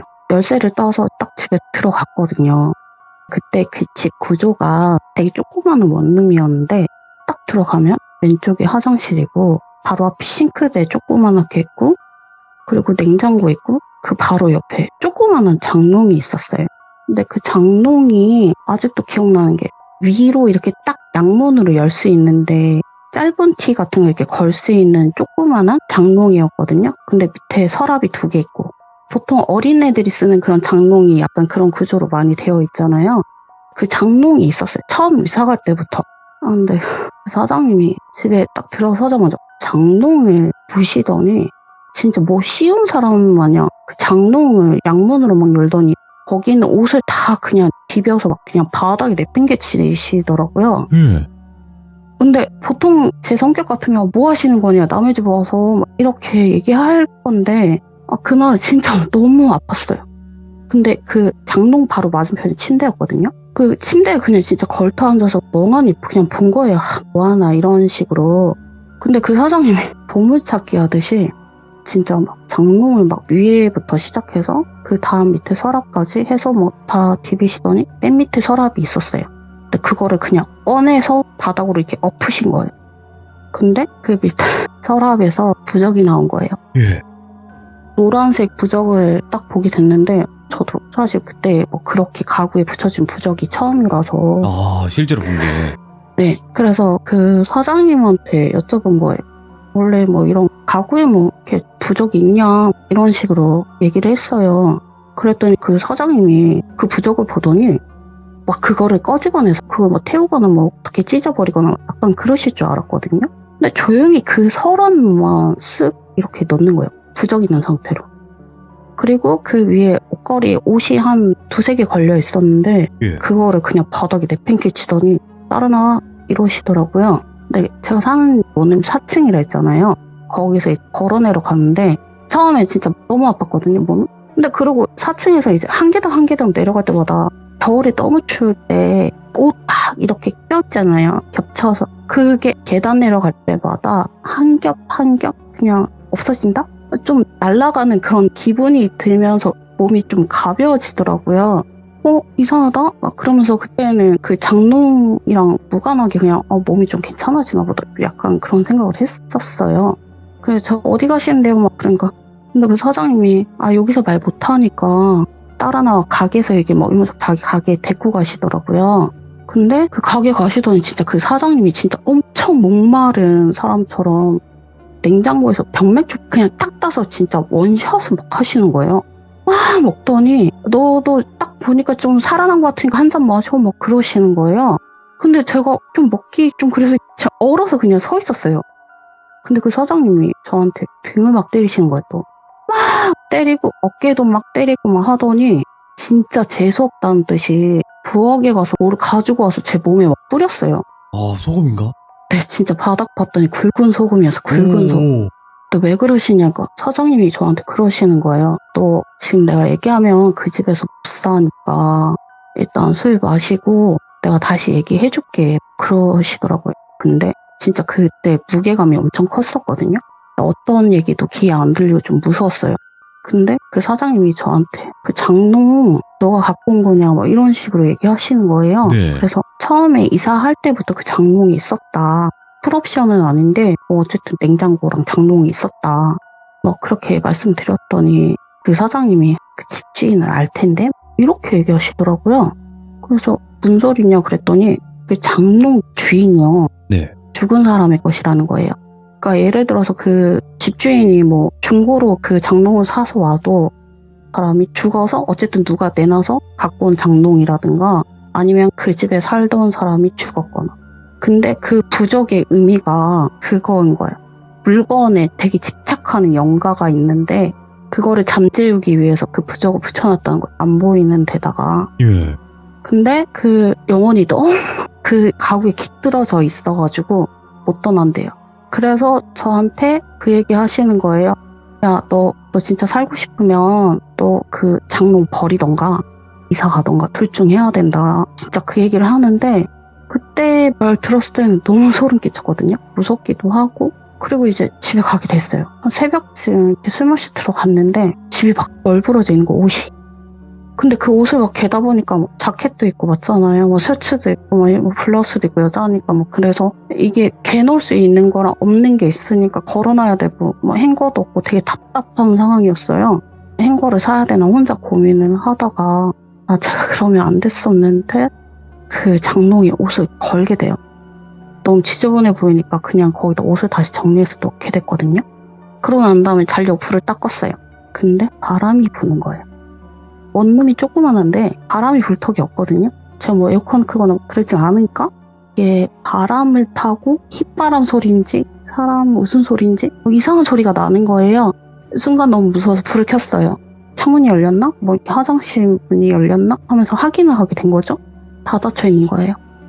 근데 다시 불을 끄니까 또 그 소리가 나더라고. 이렇게 바람 소리가 나는데 좀 이상한 기괴한 소리였어요. 잠을 못 자고 그냥 그 다음날 아침에 일어나게 돼요. 네. 너무 찜찜하니까 제가 집주인한테 가서 얘기해요. 장롱 이거 버리면 안 되냐. 네. 못 버리면은 보관해뒀다가 다음 계약하시는 분한테 줘라. 뭐 그런 식으로 제가 말을 했거든요. 근데 그분이 이거 사람 불러서 뭐 어쨌든 처리해야 되고 그럼 처리하게 되면 돈도 들고 하니까 저한테 그러시는 거예요. 일단 그냥 불편하더라도 쓰고 진짜 쓰다가 진짜 정 불편하면 내가 어떻게 해주겠다 뭐 이런 식으로 무마하시더라고요. 그리고 시간이 좀 흘러요. 그리고 제가 그 신날에 또 호프집 놀러 가게 됐죠. 그날 그 사장님이 기분이 너무 안 좋아 보이셨어요. 문 열고 들어갔는데 등 돌리고 앉아 계시거든요. 손님이 하나도 없는 가게에서 혼자 앉아 계시는 거예요. 진짜 슬픈 표정. 오늘 너무 힘든 일이 있어가지고 그냥 간판불도 다 끄고 가게 문도 닫고 혼자 술 먹으려 했는데 너가 안 내? 뭐 이런 식으로 하시면서 술을 한 잔 이렇게 먹자고 제안을 해요. 그래서 이렇게 먹게 됐죠. 되게 무거운 얘기가 오고 갔어요.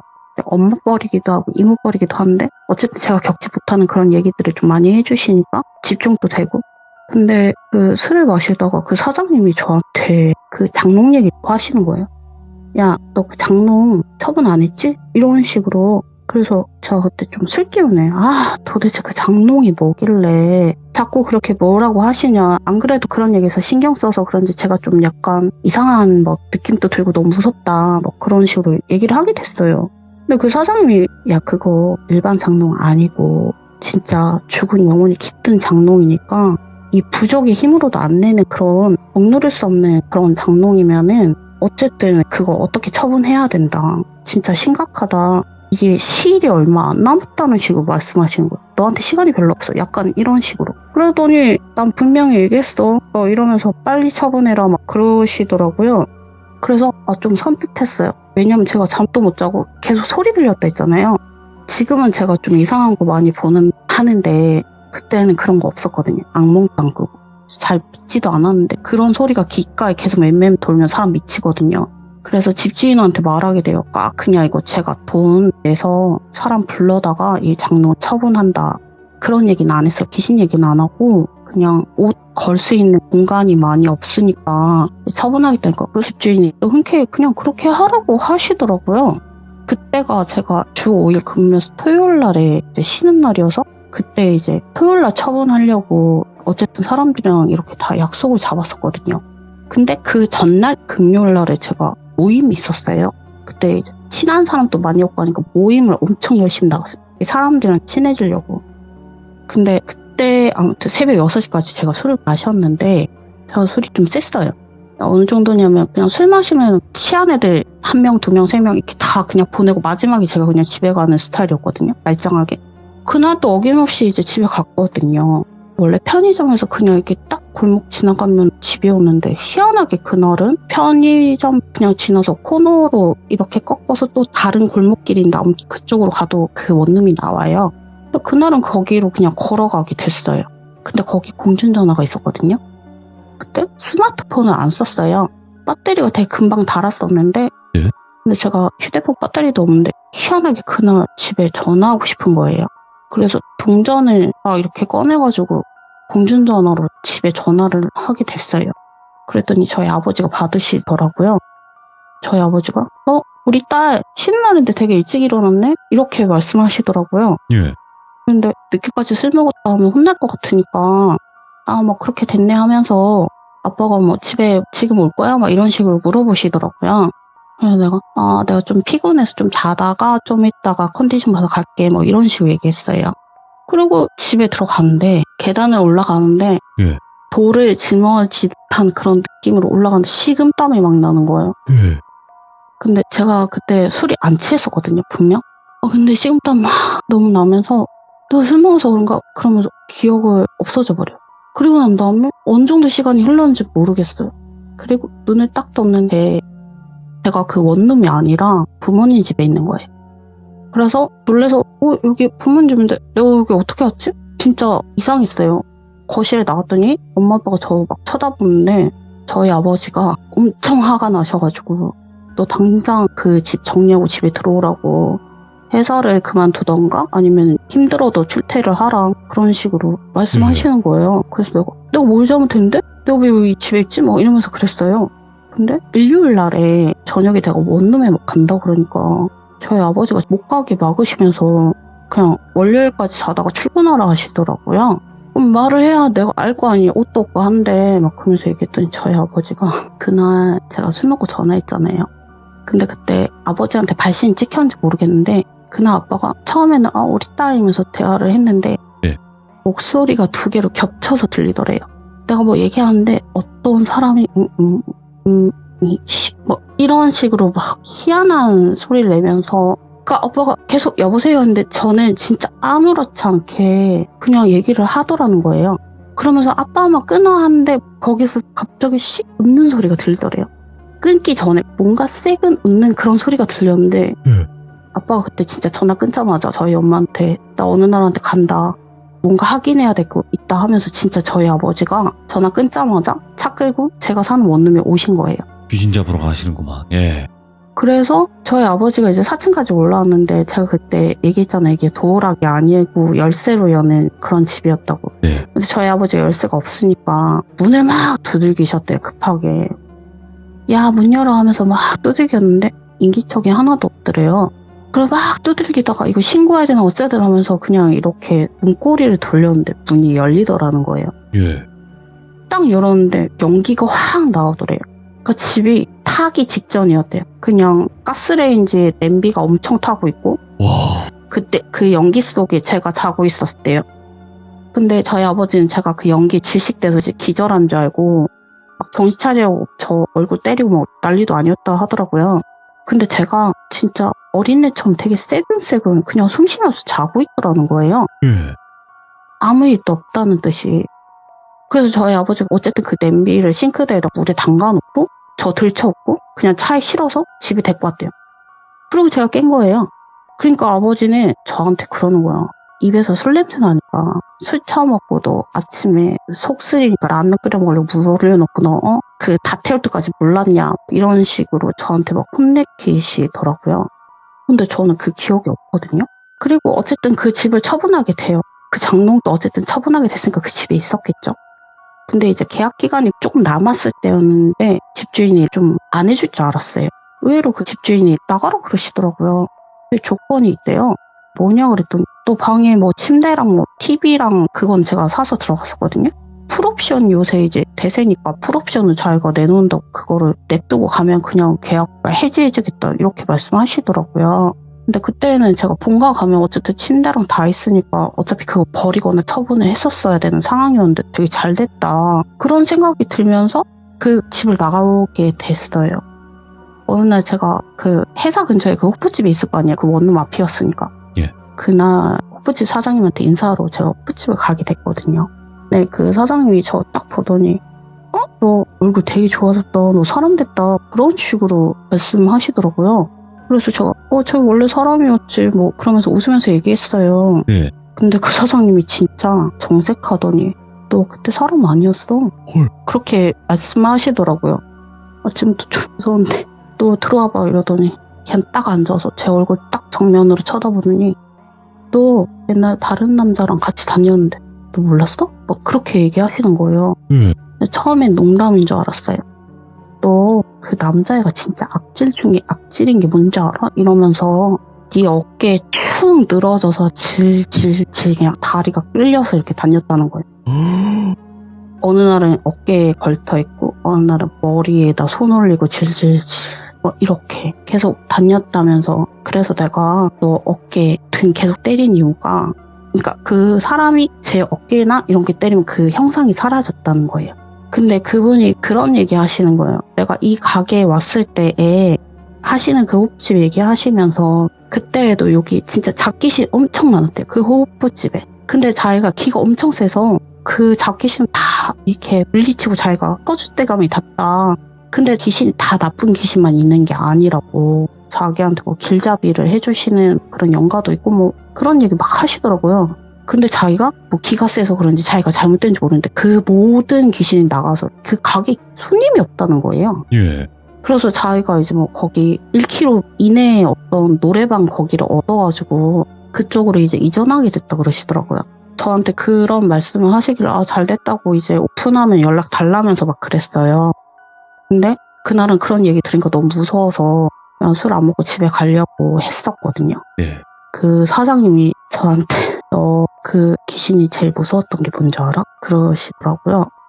그래서 제가 뭔데요? 그러니까 축 늘어져서 어느 날 진짜 아무 말도 안 하고 가만히 있다가 숫자를 세더라는 거예요. 그냥 뭐 예를 들어 49? 제가 며칠 뒤에 막 놀러 가면은 32. 그리고 또 한 며칠 뒤에 가면 19. 이렇게 세길래 자기가 진짜 곰곰이 생각했대요.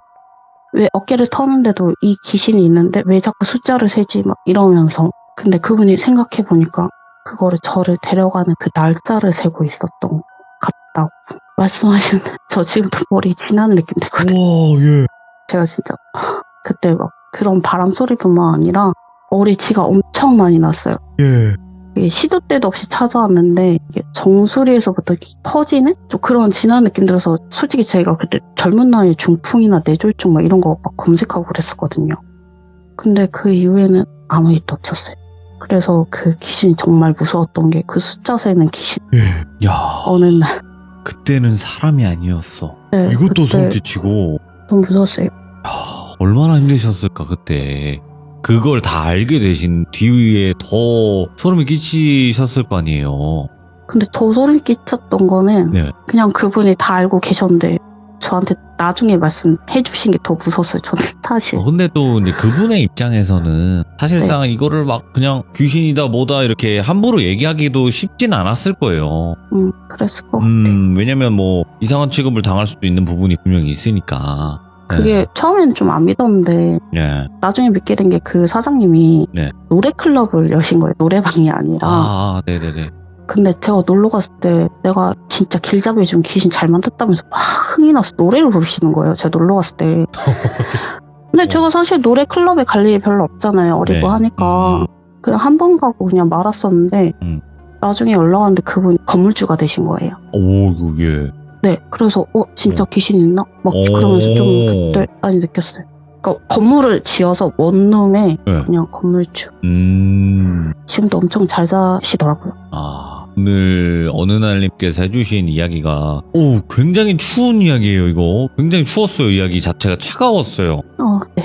네, 그만큼 무섭게 그때 당시의 상황을 잘 전달을 해주셨다라는 거라고 볼 수 있고 너무나 무서운 이야기가 아니었나 생각을 하고 어느 날님께서 이런 일들을 겪는 게 또 몇 가지 더 있으실 수도 있다고 저는 생각을 하는데 그런 이야기가 있으시면 여기 와서 푸시고 그리고 또 다 한번 풀 털어내시길 바랍니다.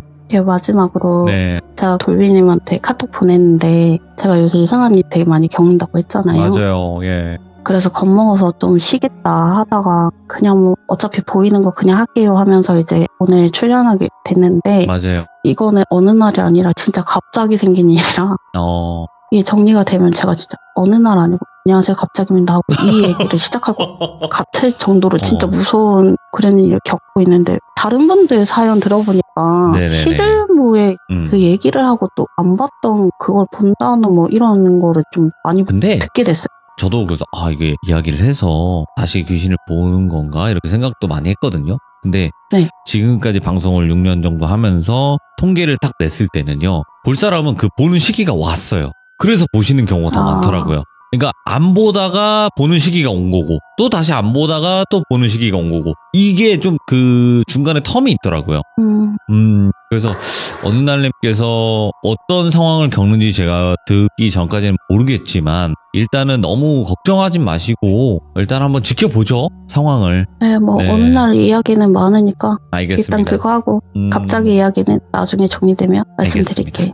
오늘 어느 날님께서 이렇게 찾아와 주셔서 정말 또 소름 끼치는 이야기 들려주셔서 감사드리고 항상 저는 말씀드립니다. 말씀하실 수 있을 때 그리고 그 상황이 될 때 이야기를 하셔야 되는 거예요. 아시겠죠? 네. 네, 판단은 본인이 꼭 하셔야 되는 거고요. 네. 알겠습니다. 감사합니다, 어느 날님. 네, 굿밤 되세요. 네, 좋은 밤 되시길 네. 바라겠습니다. 네.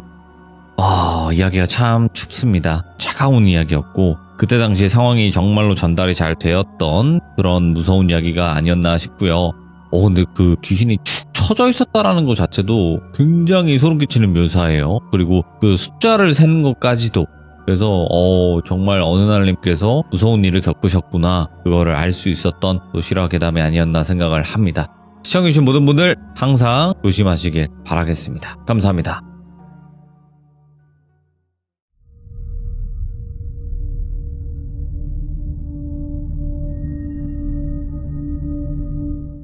자, 여러분들 안녕하십니까. 이번 이야기는 시청자 망키님께서 이야기를 들려주실 건데 오늘은 좀 예술 쪽에서 겪었던 소름 끼치는 이야기가 있다고 하셔서 바로 한번 이야기를 들어보도록 하겠습니다. 네, 안녕하세요. 오, 망키님 네, 반갑습니다. 안녕하세요, 돌비님. 네. 오늘도 이렇게 찾아와 주셔서 감사드립니다. 네. 일단은 오늘 저한테 말씀해 주시기로는 예술 쪽에 계셔서 그쪽에 관련된 이야기가 있다고 하셨는데 맞나요? 네, 제가 이제 사실 갤러리 쪽 업계에 인연이 되게 많아요. 오, 그래서 그림. 현재 갤러리 쪽 일도 같이 병행을 하고 있고요. 그래서 미술 업계에서 들었던 괴이한 이야기들이 좀 몇 개가 있어요. 예. 네, 그 중에 이제 하나를 말씀을 드리려고 합니다. 사실상 망키님께서 걱정이 되시는 부분이 이 예술계통 쪽이 좀 좁잖아요. 그래서 좀 고민을 많이 했어요. 네, 그래서 이제 그 당사자한테 여쭤보니까 흔쾌하게 이야기해라 이렇게 말씀을 해주셔서 이제 나오게 됐고요. 예. 그래서 오늘의 이제 주제는 그냥 그림으로 가겠습니다. 알겠습니다. 그러면 도대체 어떤 이야기일지 같이 한번 들어보도록 할게요. 렛츠고! 기리십니다. 망키요!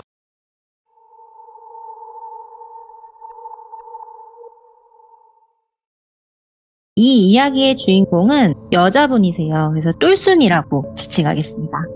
그래서 똘순이는 40대 여성이고 이제 집안이 되게 부유해요. 그래서 외가, 친가 다 부유한데 이제 특히 외가에서는 집안 대대로 사업을 크게 하면서 이제 미술품 같은 거를 이제 증여받은 게 꽤 있었대요. 그 중에서 이제 미술품을 수집하는 게 똘순이의 가장 큰 취미가 되기도 하고 부모님의 영향을 많이 받았대요. 그 2012년도에 방영했던 신사의 품격에서 김정란 아시죠? 왜? 그 배우님?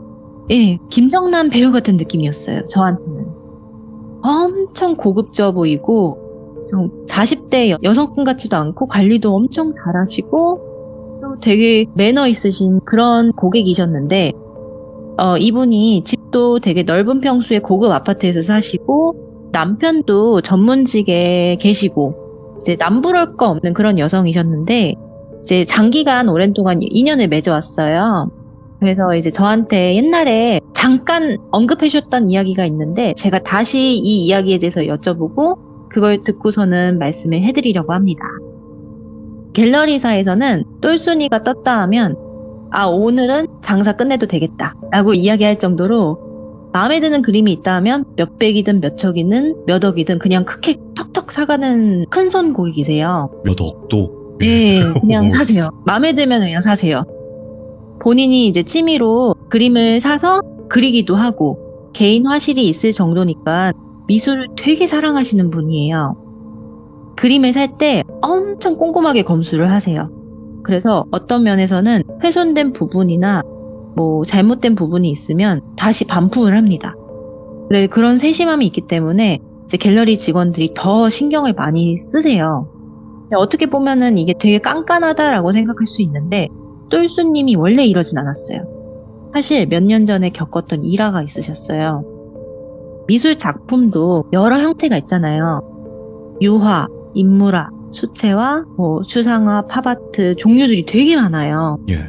네, 근데 이제 미술 업계가 유명한 작가들도 많겠지만 알려지지 않은 작가들도 엄청 많아요. 미술을 이제 아는 세계에서는 A라는 작가의 이름을 좀 안다 싶으면 보통 우리들의 세계에서는 듣보잡일 수밖에 없을 정도로 진짜 인지도가 급상승하지 않는 이상 이 작가의 명성을 우리 같은 사람들이 알기란 쉽지가 않아요. 그럼요. 네, 그래서 돌비님 미술품 가치가 확 오르는 순간이 언젠지 아세요? 언제일까요? 일단 유명인사가 구매를 했거나 작가의 그림이 많이 팔리는 등의 이유도 있지만 가장 많이 금액이 뛰는 건 작가가 사망했을 때예요. 더 이상 구할 수 없을 때. 네, 맞아요. 작가가 사망하면 더 이상 작품을 만들 수가 없잖아요. 한정판이 돼버리는 거죠. 그중 지금은 없어졌는데 갤러리에서 구매했던 그림이 있었어요. 갤러리도 유명한 곳은 장사가 엄청 잘 되는데 그렇지 못한 곳들도 되게 많아요. 근데 이제 그런 마이너한 곳에서 이제 작품을 흥정받아서 사면 현재 시가보다 더 저렴하게 살 수도 있어요. 그러니까 서로가 윈윈인 거죠. 그래서 그런 곳을 소개받아서 찾아갔던 거예요. 왜냐면 똘순이는 그림의 가치보다는 마음에 드는 그림들을 이제 골라서 사니까.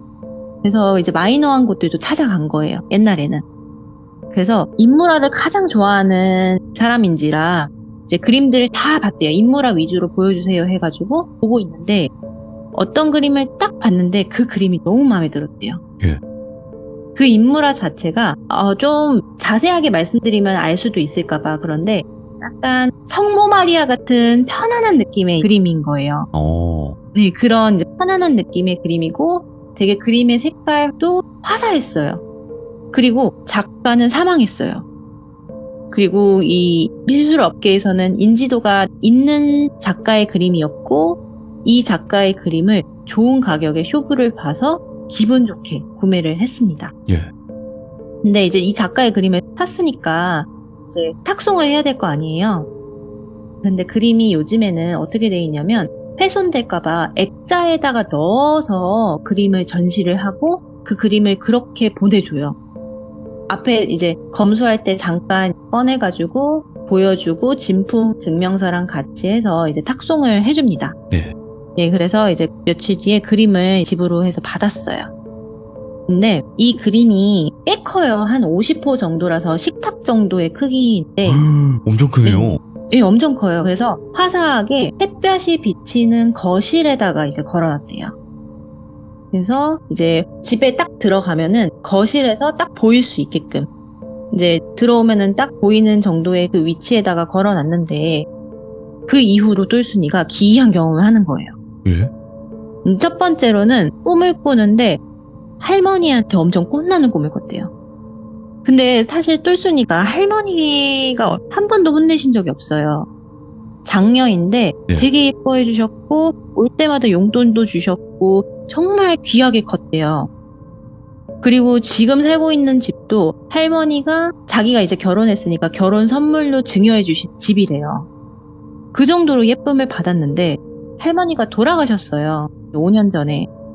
근데 할머니가 꿈에 나온 적이 없었는데 심지어 혼나는 꿈을 꾸니까 일어나서도 생생했대요. 깜짝 놀란 거죠.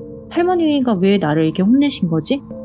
이 생각이 딱 들었는데 그 일주일 뒤부터 안 좋은 일들이 일어나게 되는 거예요. 첫 번째로는 남편이 취미가 낚시를 하는 거래요. 예. 저수지 근처에서 낚시를 하고 돌아오는 길에 하필이면 교통사고로 크게 깁스를 하게 돼요. 근데 좀 얼마나 크게 사고가 났냐면 낚시하고 이제 내려오다가 나무를 박아서 보닛이 완전히 구겨진 거예요. 우와, 예. 그래서 전손 처리를 했대요. 다행히 이제 생명의 지장은 없었는데 이게 불행의 시작이었던 거예요. 그리고 똘순이가 아들이 있어요. 하나가 있는데 그때 당시에 아들이 어린이집을 다니는데 애가 시름시름 앓더래요. 근데 이제 똘순이가 매년 가족들이 건강검진도 받고 아이도 당연히 건강했는데 애가 갑자기 아프니까 너무 이제 놀란 거예요.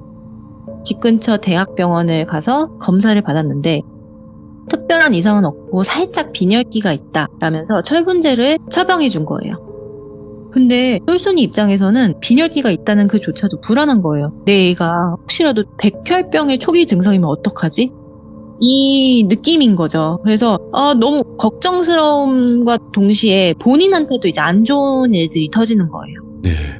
본인한테는 아픈 건 아니고 이제 운전을 하는데 차가 갑자기 멈춰버리는 거예요. 길 한복판에서.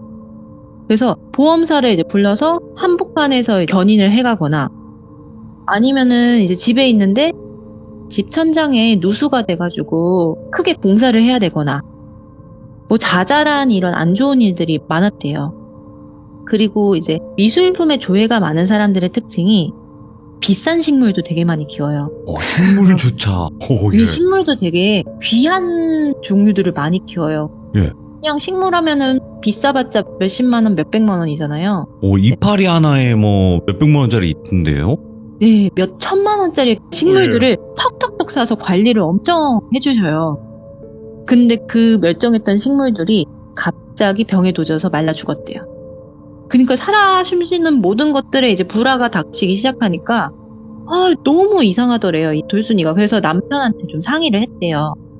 이러이러한 일들이 지금 정상적인 것 같냐, 이렇게 이야기를 한 거죠. 근데 남편이 이제 말을 안 했는데 말을 꺼내는 게 뭐냐면 교통사고 났었던 상황을 설명을 해줬대요. 낚시터를 이제 내려오는데 남편이 그게 초행길이 아니었단 말이에요. 낚시를 취미로 하니까. 근데 나무를 들이받았는데 사실 자기는 나무를 들이받은 적이 없대요. 기억 속에는. 그냥 운전을 하는데 뭔가를 툭 쳤대요. 그래서 급브레이크를 밟고 바로 이제 내렸대요. 뭘 쳤는가? 아무것도 없었대요. 그리고 뭐지? 내가 뭘 친 거지? 하고선 이상하다 싶어서 운전을 하는데 갑자기 나무가 튀어나와서 들이받은 거예요. 자기는 분명히 도로변으로 운전을 하고 있었는데 나무를 들이받아서 이제 에어백이 터지면서 그렇게 다친 거거든요. 그래서 그냥 내가 피곤해서 그런가 보다 하고 넘어갔는데 이런 현상들조차 나는 좀 이상하다 이렇게 얘기를 하는 거죠. 이제 똘순이도 이상하다 싶어서 잠에 들었대요. 그렇게 얘 무당이라도 불러야 되나 어찌해야 되나 이러면서 이제 잠에 들었는데 그날 또 할머니한테 혼나는 꿈을 꾸는 거예요. 근데 할머니가 엄청 소리 지르면서 당장 내 집에서 나가라고 하면서 소리를 지르시더래요. 그래서 꿈에서 화들짝 놀라서 깬 거예요. 잠이 안 오더래요. 그래서 식은땀이 이제 나니까 주방으로 좀 나가서 물 한 잔 좀 마셔야겠다 하고선 나갔는데 네. 이제 주방으로 가면은 물을 마시잖아요. 그럼 살짝 대각선면으로 이제 거실이 보이고 그 그림도 보여요. 근데 그 그림 속 여자가 웃고 있는 표정인 거예요. 근데 사실 인자하게 웃는다고 표현할 수도 있는데 그 그림을 보면서 진짜 눈이 휘어질 정도로 사악하게 웃는 그런 표정인 거예요. 네. 그래서 이게 뭐지 이러면서 확인해 보려고 불을 켰대요. 근데 자기가 잘못 본 건가 싶을 정도로 그림은 그대로 있었어요. 근데 그림 앞에 그냥 서 있는데 소름이 그냥 쫙 돋더래요. 자기가 그 미술관에서 봤던 그런 인자한 느낌이 아니라 소름이 돋더래요. 그냥 서늘한 그런 느낌. 그래서 똘순이가 안 되겠다 싶어서 이제 밤을 새고 아침이 밝았어요. 예. 그리고서는 이제 집이 잘 산다 했잖아요. 잘 사는 집안은 샤머니즘을 중요시하는 분들이 꽤 있어요. 그래서 돌순이 집안도 어릴 적에 어머니가 이제 큰일이 있으면 무당을 불러서 굿도 하고 뭐 큰 행사하면서 기도를 엄청 많이 올렸다고 하더라고요. 그래서 가족들을 통해서 뭐 이모, 삼촌 다 통해서 무당을 3명 정도 소개를 받았대요. 그리고 만났대요. 예. 근데 첫 번째로 만났던 무당은 그냥저냥 믿음이 잘 가지 않더래요. 느낌이 안 갔대요. 그래서 두 번째를 만나러 간 거죠. 근데 두 번째 무당이 똘순이를 빤히 쳐다보더니 이건 제가 해결할 수준이 아닌 것 같다 얘기하면서 영역이 강한 다른 사람을 소개해드리겠다 이렇게 말씀을 한 거죠. 예. 그래서 그 무당을 만나러 갔더니 두 번째 무당의 신엄마였던 거예요. 예. 네, 거리가 좀 멀었대요. 한 집에서 100km 정도 거리를 찾아간 거죠.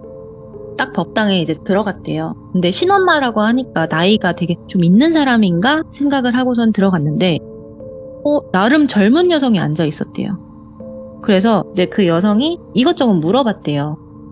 혹시 뭐 안 좋은 일이 있으셔서 온 거냐? 맞다. 이러면서 안 좋은 일들에 대해서 쭉 얘기해주고 꿈에서 할머니한테 계속 혼나고 있다.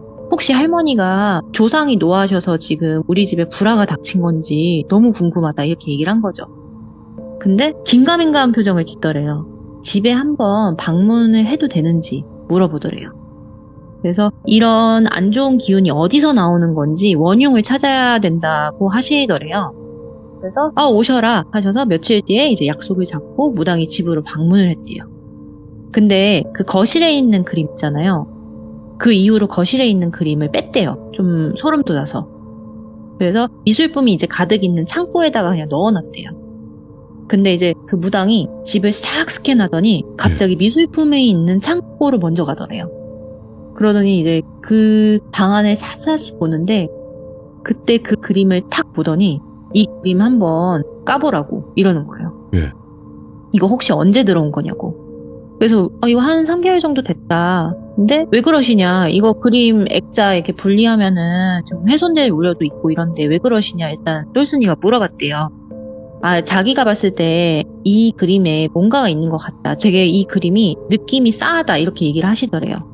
그래서 안 되겠다 싶어서 이제 그림이 좀 크니까 일하시는 분, 남자분을 이제 불러가지고 분리를 시킨 거예요. 그 액자와 캔버스지를. 근데 그림이 딱 나왔어요. 근데 그 그림이 캔버스지에 이제 그리면은 뒷면은 보통 하얀색이에요. 근데 이제 갑자기 그 뒷면을 확 보는 거예요. 무당이. 근데 그냥 멀리서 보면은 그냥 하얀색의 그냥 캔버스지인 줄 알았는데 불빛에 이제 비춰서 보니까 무언가가 붙여져 있고 흰색 물감으로 덧칠해 놓은 게 보이더래요. 예? 근데 자세히 보니까 이 검은색으로 뭔가를 써놓은 게 보여요. 그러니까 부적인 거예요, 그게. 그리고 부적을 붙여놓고서는 흰색 물감으로 덧댄 거였어요. 예. 모르게. 예, 이거다. 딱 얘기를 하시더래요. 그리고 부적이 얼마나 강하게 덧대어 붙여져 있으면 떼지지도 않았대요. 그래서 이거 버려야 된다고 딱 한마디를 하시더래요.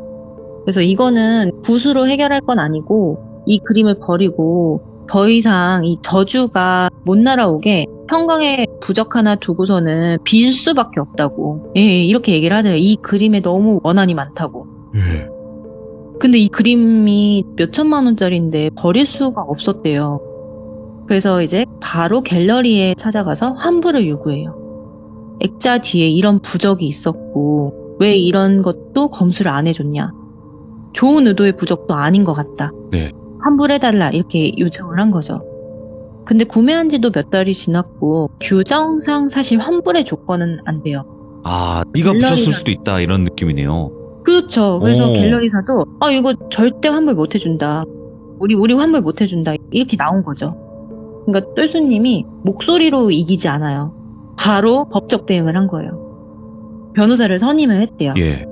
그래서 변호사들이 이제 민사소송을 통해서 그 갤러리 쪽 사람들의 이야기들을 다 이제 참고조사한 거예요. 네. 근데 이제 갤러리사에서 오랫동안 일했던 직원분이 한 분이 있는데 그분이 하시는 말씀이 그분은 조금 솔직하게 이야기를 했대요. 네. 아마 이 그림을 그린 작가가 그런 것 같다 이렇게 얘기를 하시더래요. 왜 그랬나 봤더니 이 작가가 살아생전 엄청난 생활고에 시달렸대요. 근데 지금 이 갤러리에서만 자기 그림을 사줬었는데 판매를 맡겨놓으려고 하면은 그렇게 돈을 후려치겠다는 거예요. 그러니까 내 그림이 1,000만 원짜리 그림인데 100만 원도 안 되는 금액을 쥐어주고 헐값에 사버리는 거예요. 그리고 이제 나머지 900만 원은 갤러리사에서 그냥 먹어버리고. 근데 작가들이 힘이 없어요. 그 그렇겠죠. 갤러리에서조차 사주지 않으면 굶어 죽는데요. 네. 요즘엔 그런 불공정 거래는 안 한다고 하는데 옛날에는 암암리에 그런 갑질이 심했다라고 하더라고요. 뭐 규정이 따로 있었던 건 아닐 거니까. 예, 그렇죠. 요즘에는 규정이 딱딱딱 있는데 옛날에는 그런 것조차도 없었으니까 그냥 1,000만 원짜리 그림을 50만 원에 사도 할 말이 없고 이런 거였죠. 근데 이제 갤러리의 그 직원의 이 이야기하는 게 이 작가가 살아생전 갤러리 대표와 불화가 정말 많았었다. 자기가 봤을 때는 작가가 일부러 붙인 것 같다. 이렇게 이야기를 하더라고요. 예. 그래서 환불에 대한 이 분쟁은 2년 동안 진행됐대요. 와. 근데 결국에 이제 법원에서 똘순이의 편을 들어줬어요. 다행히. 그래서 환불은 진행이 됐어요. 그리고 이제 몇 달 뒤에 갤러리를 다시 지나가면서 봤는데 폐업한 거예요. 소리 소문 없이 폐업한 거예요. 그러니까 그 그림의 행방은 이제 볼 수가 없고 작가의 그 그림은 다른 갤러리에도 몇 개가 걸려져 있기는 한데 이 부적이 붙여져 있는 건지 아니면 부적을 떼고 둔갑해서 팔았는지 아니면 그냥 창고에 보유하고 있는지는 알 수가 없대요. 예. 그리고 이제 똘순이가 샀던 그림 있잖아요. 그 그림의 행방도 사실 어디로 갔는지 알 수 없대요. 그러니까 갤러리사에서 이제 들고 갔는데 이걸 어떻게 했는지는 알 수가 없는 거죠. 그래서 이제 집에 방문했던 그 신엄마의 추측은 이런 거예요. 화빅이 사실 자기 그림이 팔릴 거라 생각을 못하고 고객한테 살을 날린 건 아니고 갤러리 대표한테 저주를 하고 싶어서 붙인 게 아닐까라는 생각을 한대요. 네. 이 부적을 계속 두면은 장세가 안 된다든지 아니면은 불화가 일어난다든지 이런 부분들을 위해서 이제 붙인 건데 하필이면 재수없게 똘순이가 샀던 거죠. 그리고 이제 꿈에 나오셨던 할머니 이야기도 해주셨어요. 근데 할머니가 살아생전 똘순이를 그렇게 예뻐하셨다고 했잖아요. 맞아요. 수호령 같은 존재 같다 이렇게 말씀을 하시더라고요. 예. 그리고 똘순이만 다치진 않았다고 했잖아요. 똘순이의 주변에 있는 것들만 다쳤다는 거지. 그것도 할머니가 지켜준 게 아닐까라는 생각을 하시더라고요. 아, 의도치 않은 그 살이 들어온 거네요. 그렇죠. 그리고 똘순이의 가족들도 더 크게 사고가 날 수 있었는데 예. 할머니가 막아준 게 아닐까 이런 지금 추측을 한대요. 그래서 이러한 깨우침을 주신 게 아닐까 하고 이제 할머니한테 감사를 하면서 그림을 살 때마다 조심스럽게 이제 사신다고 하시더라고요. 그러면 이 네. 이야기는 이렇게 마무리가 됐겠지만 네. 이 업계 쪽에서도 좀 유명한 그런 그림이 있나요? 그러니까 예를 들면 이 그림이 팔려서 갔는데 자꾸 되돌아오는 그림들이 있었을 것 같다라는 생각이 들거든요. 뭐 귀신이 나온다 뭐 이런 소문이 들린다거나 그런 건 없었나요? 국내에는 아직까지 없었는데 해외에는 있어요. 해외에 있다고요? 네, 프랑스에 있습니다. 네, 프랑스가 예술의 국가잖아요. 예. 그래서 프랑스 같은 경우에는 이 그림이나 아니면은 이 미술품, 조각상 같은 경우에는 그랬던 일화들이 꽤 있어요. 그래서 예. 제가 이번에 프랑스 출장을 다녀오면서 좀 들었던 일화가 있는데 그 부분은 제가 정리해서 다음 주에 또 말씀드리도록 하겠습니다. 이야, 이게 또 그 프랑스 다녀오시고 직후에 바로 지금 참여를 하고 계신 거거든요. 그죠? 아, 네. 얼마나 피곤하시겠어, 왕키님. 그래서 오늘 좀 말을 제대로 못한 것 같아요. 아닙니다. 지금 너무 말씀 잘 해주셨고 절대 네. 걱정하실 필요가 없어요. 일단은 예술 작품에 관련된 이야기를 오늘 이렇게 또 잘 들려주셔서 감사드려요. 왜냐면 이 예술 작품이라는 것은 또 작가의 혼이 담길 수 있다고 저는 생각을 하거든요. 아, 네, 맞아요. 네, 그렇다 보니까 또 이런 일 저런 일 있었을 텐데 오늘의 또 한 사례를 들려주셔서 다시 한번 감사드립니다. 다음번에 또 다른 이야기 찾아와 주세요. 감사합니다. 네, 감사합니다. 네, 고맙습니다. 엄청나게 뭐 자극적으로 귀신이 엄청나게 무섭게 나와서 사람을 해한다거나 이런 경우는 아니었지만 충분히 이럴 수도 있겠다라는 생각을 했었어요. 그리고 그 작가가 노린 거는 그 갤러리 쪽이었지만 결국에는 그 갤러리에서 다른 쪽으로 팔았을 때 그 그림이 팔렸을 때까지 생각은 안 했던 것 같아요. 자기 그림이 팔릴 거라는 생각은 안 했던 것 같아요. 보니까 이런 이야기도 굉장히 흥미롭고 재미있었던 이야기였던 것 같습니다. 감사합니다.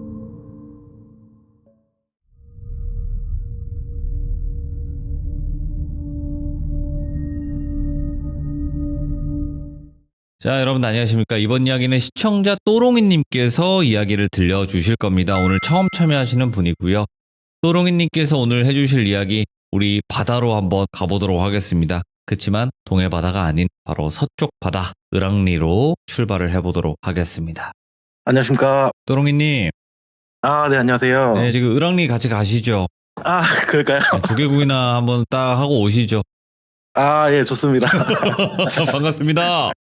예, 반갑습니다. 자, 일단은 동해바다가 아닌 서해바다 이야기를 준비를 하셨고, 을왕리 굉장히 사람들이 많이 가는 곳이죠. 그렇죠. 네, 지금도 아마 많이 가실 텐데, 을왕리 네. 해수욕장에 예전에 놀러 가셨다가, 네. 또 이상한 일들을 겪으셨다고 해요. 네, 맞습니다. 우리 또 규정님들도 이 네. 이야기를 들으시고, 또 이런 행동은 조심해야 되겠다라고 또 알려주실 수 있는 내용이니까 같이 한번 들어보죠. 자, 그러면 바로 알겠습니다. 을왕리로 가는 차 시동 걸도록 하겠습니다. 렛츠가! 기대됩니다. 또롱이죠.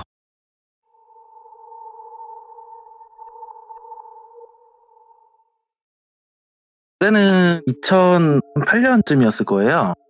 제가 이제 그때 당시에 첫사랑이랑 좀 헤어지고 어허. 좀 많이 심적으로 좀 힘든 상황이었습니다. 예. 그때 이제 그 친구가 좀 저를 위로해준답시고 을왕리 해수욕장 가서 여자도 좀 꼬시고 재밌게 놀아보자. 아, 거기가 이제 좀 예. 남녀 헌팅의 좀 메카인 또 시절이 있었다고 하더라고요. 그렇죠. 지금은 네. 뭐 아니지만은 뭐 그랬습니다. 그래가지고 네네. 한번 가서 재밌게 한번 놀아보자. 그래서 이제 을왕리를 가게 됐어요. 뭐 결국엔 거기서 재밌게 놀 일은 없었지만 가가지고 이제 친구들이랑 해변가를 쫙 걷는데 뭔가 발에 막 이렇게 채이더라고요. 그래서 이제 뭐지 하고 딱 봤는데 뭐 반짝반짝거려요. 그래가지고 딱 보니까 금반지 처음 보이는 게 있어가지고 주웠어요. 그거를 줍고 이제 친구들이 앞서 나가고 있는데 그냥 장난치려고 야 얘들아 일로 와봐 이거 봐봐 야 금반지야 금반지. 근데 애들이 뭐 한 명도 뭐 좀 관심 갖는 애들이 없는 거예요. 예. 아이 재미없네 하고 이제 저는 그때 당시에 메고 있던 가방에다 그냥 무심코 넣어놨어요. 이렇게 무심코 넣어놨는데 이후에 좀 내용이 이제 생깁니다. 이제 제가 그때 당시에 굉장히 귀신을 좀 보고 싶어가지고 그때 좀 재밌게 봤던 게 그 유령 스팟 뭐 그런 프로그램들 막 보면서 귀신 한번 보고 싶다. 네. 귀신 한번 보고 싶다. 이렇게 생각을 했었는데 이제 귀신을 보게 됩니다. 제가 침대에서 누워서 자고 있는데 가위가 눌려요. 그때 생애 처음으로 눌렸는데 거실에는 그 누나가 뭐 이제 보일러를 왜 이렇게 높게 해놨냐 막 이러면서 막 투덜투덜 대면서 이제 뭐 보일러 끓어가는 소리도 들리고 그냥 다 멀쩡하게 저는 정상인데 몸이 안 움직였어요. 그래서 이게 가위가 눌린 거구나. 좀 피곤해서 그런가 보구나 하고 있는데 침대 옆에 문이 있었거든요. 네. 이제 문 쪽에 귀신을 그때 처음으로 보게 돼요. 전부 다 까만색 옷을 입고 여자 귀신인데 머리는 좀 허리까지 오고 그리고 고개를 푹 숙이고 있는데 고개를 푹 숙이고 있으니까 그 앞머리가 얼굴을 싹 가리고 있을 거 아닙니까? 근데 그 귀신이 고개를 천천히 들더니 그러니까 고개를 살짝 들어서 이제 눈은 안 보이고 네. 입까지만 딱 보이는 눈까지는 좀 앞머리 가려 있어요. 네. 고개를 천천히 드니까 앞머리가 싹 올라오면서 입이 딱 보이는데 저를 정확히 보고 씩 웃는 거예요. 진짜 너무 소름이 끼치고 너무 공포 그 자체였어요. 실제로 본 귀신은. 그래서 그때 엄청 막 발버둥을 치고 해가지고 겨우 가위가 풀렸습니다. 저는 그때까지만 해도 여기 이 귀신을 본 거는 단순히 하나의 해프닝이었겠거니 싶었어요.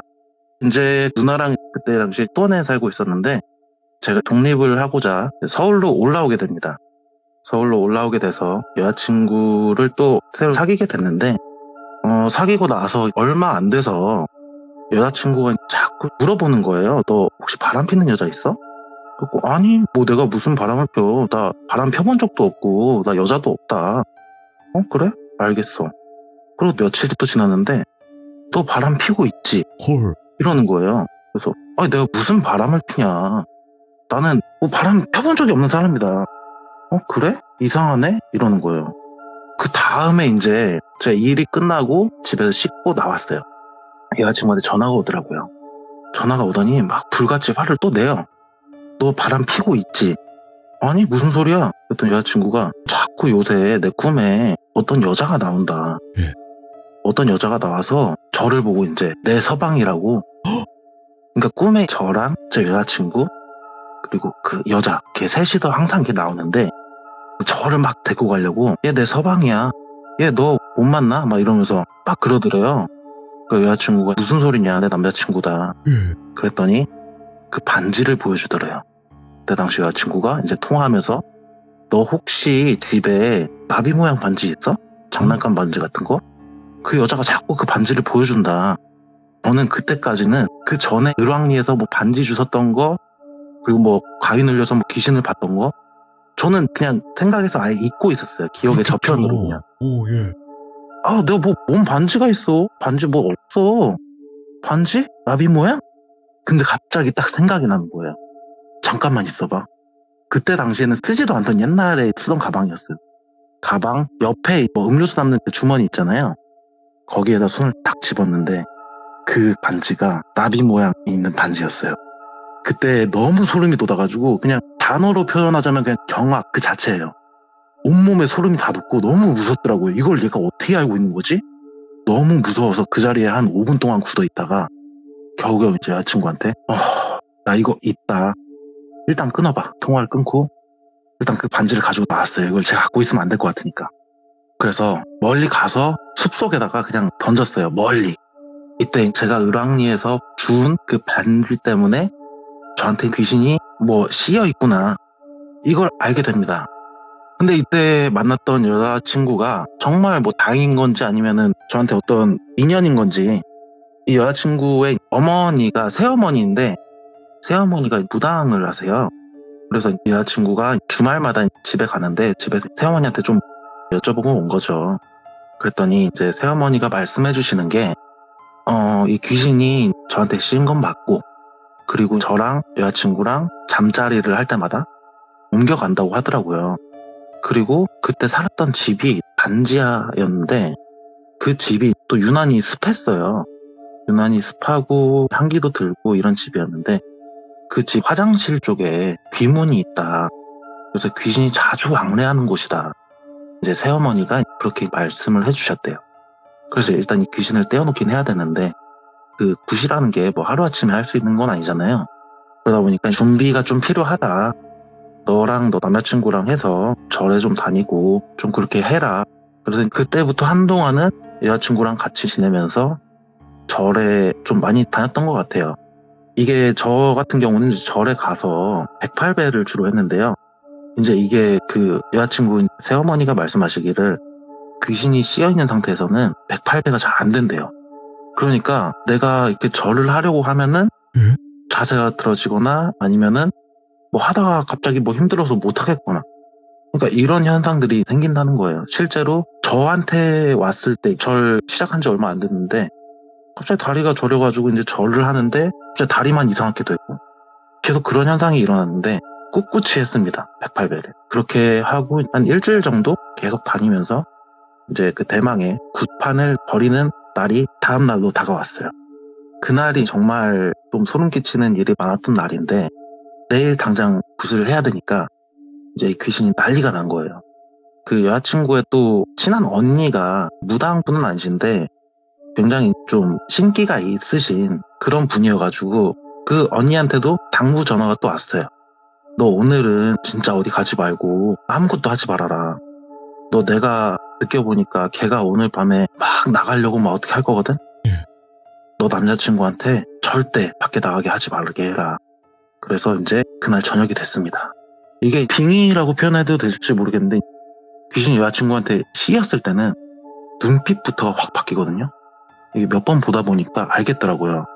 그러니까 눈빛 자체가 아예 다른 사람처럼 싹 날카롭게 바뀌어버려요, 사람이.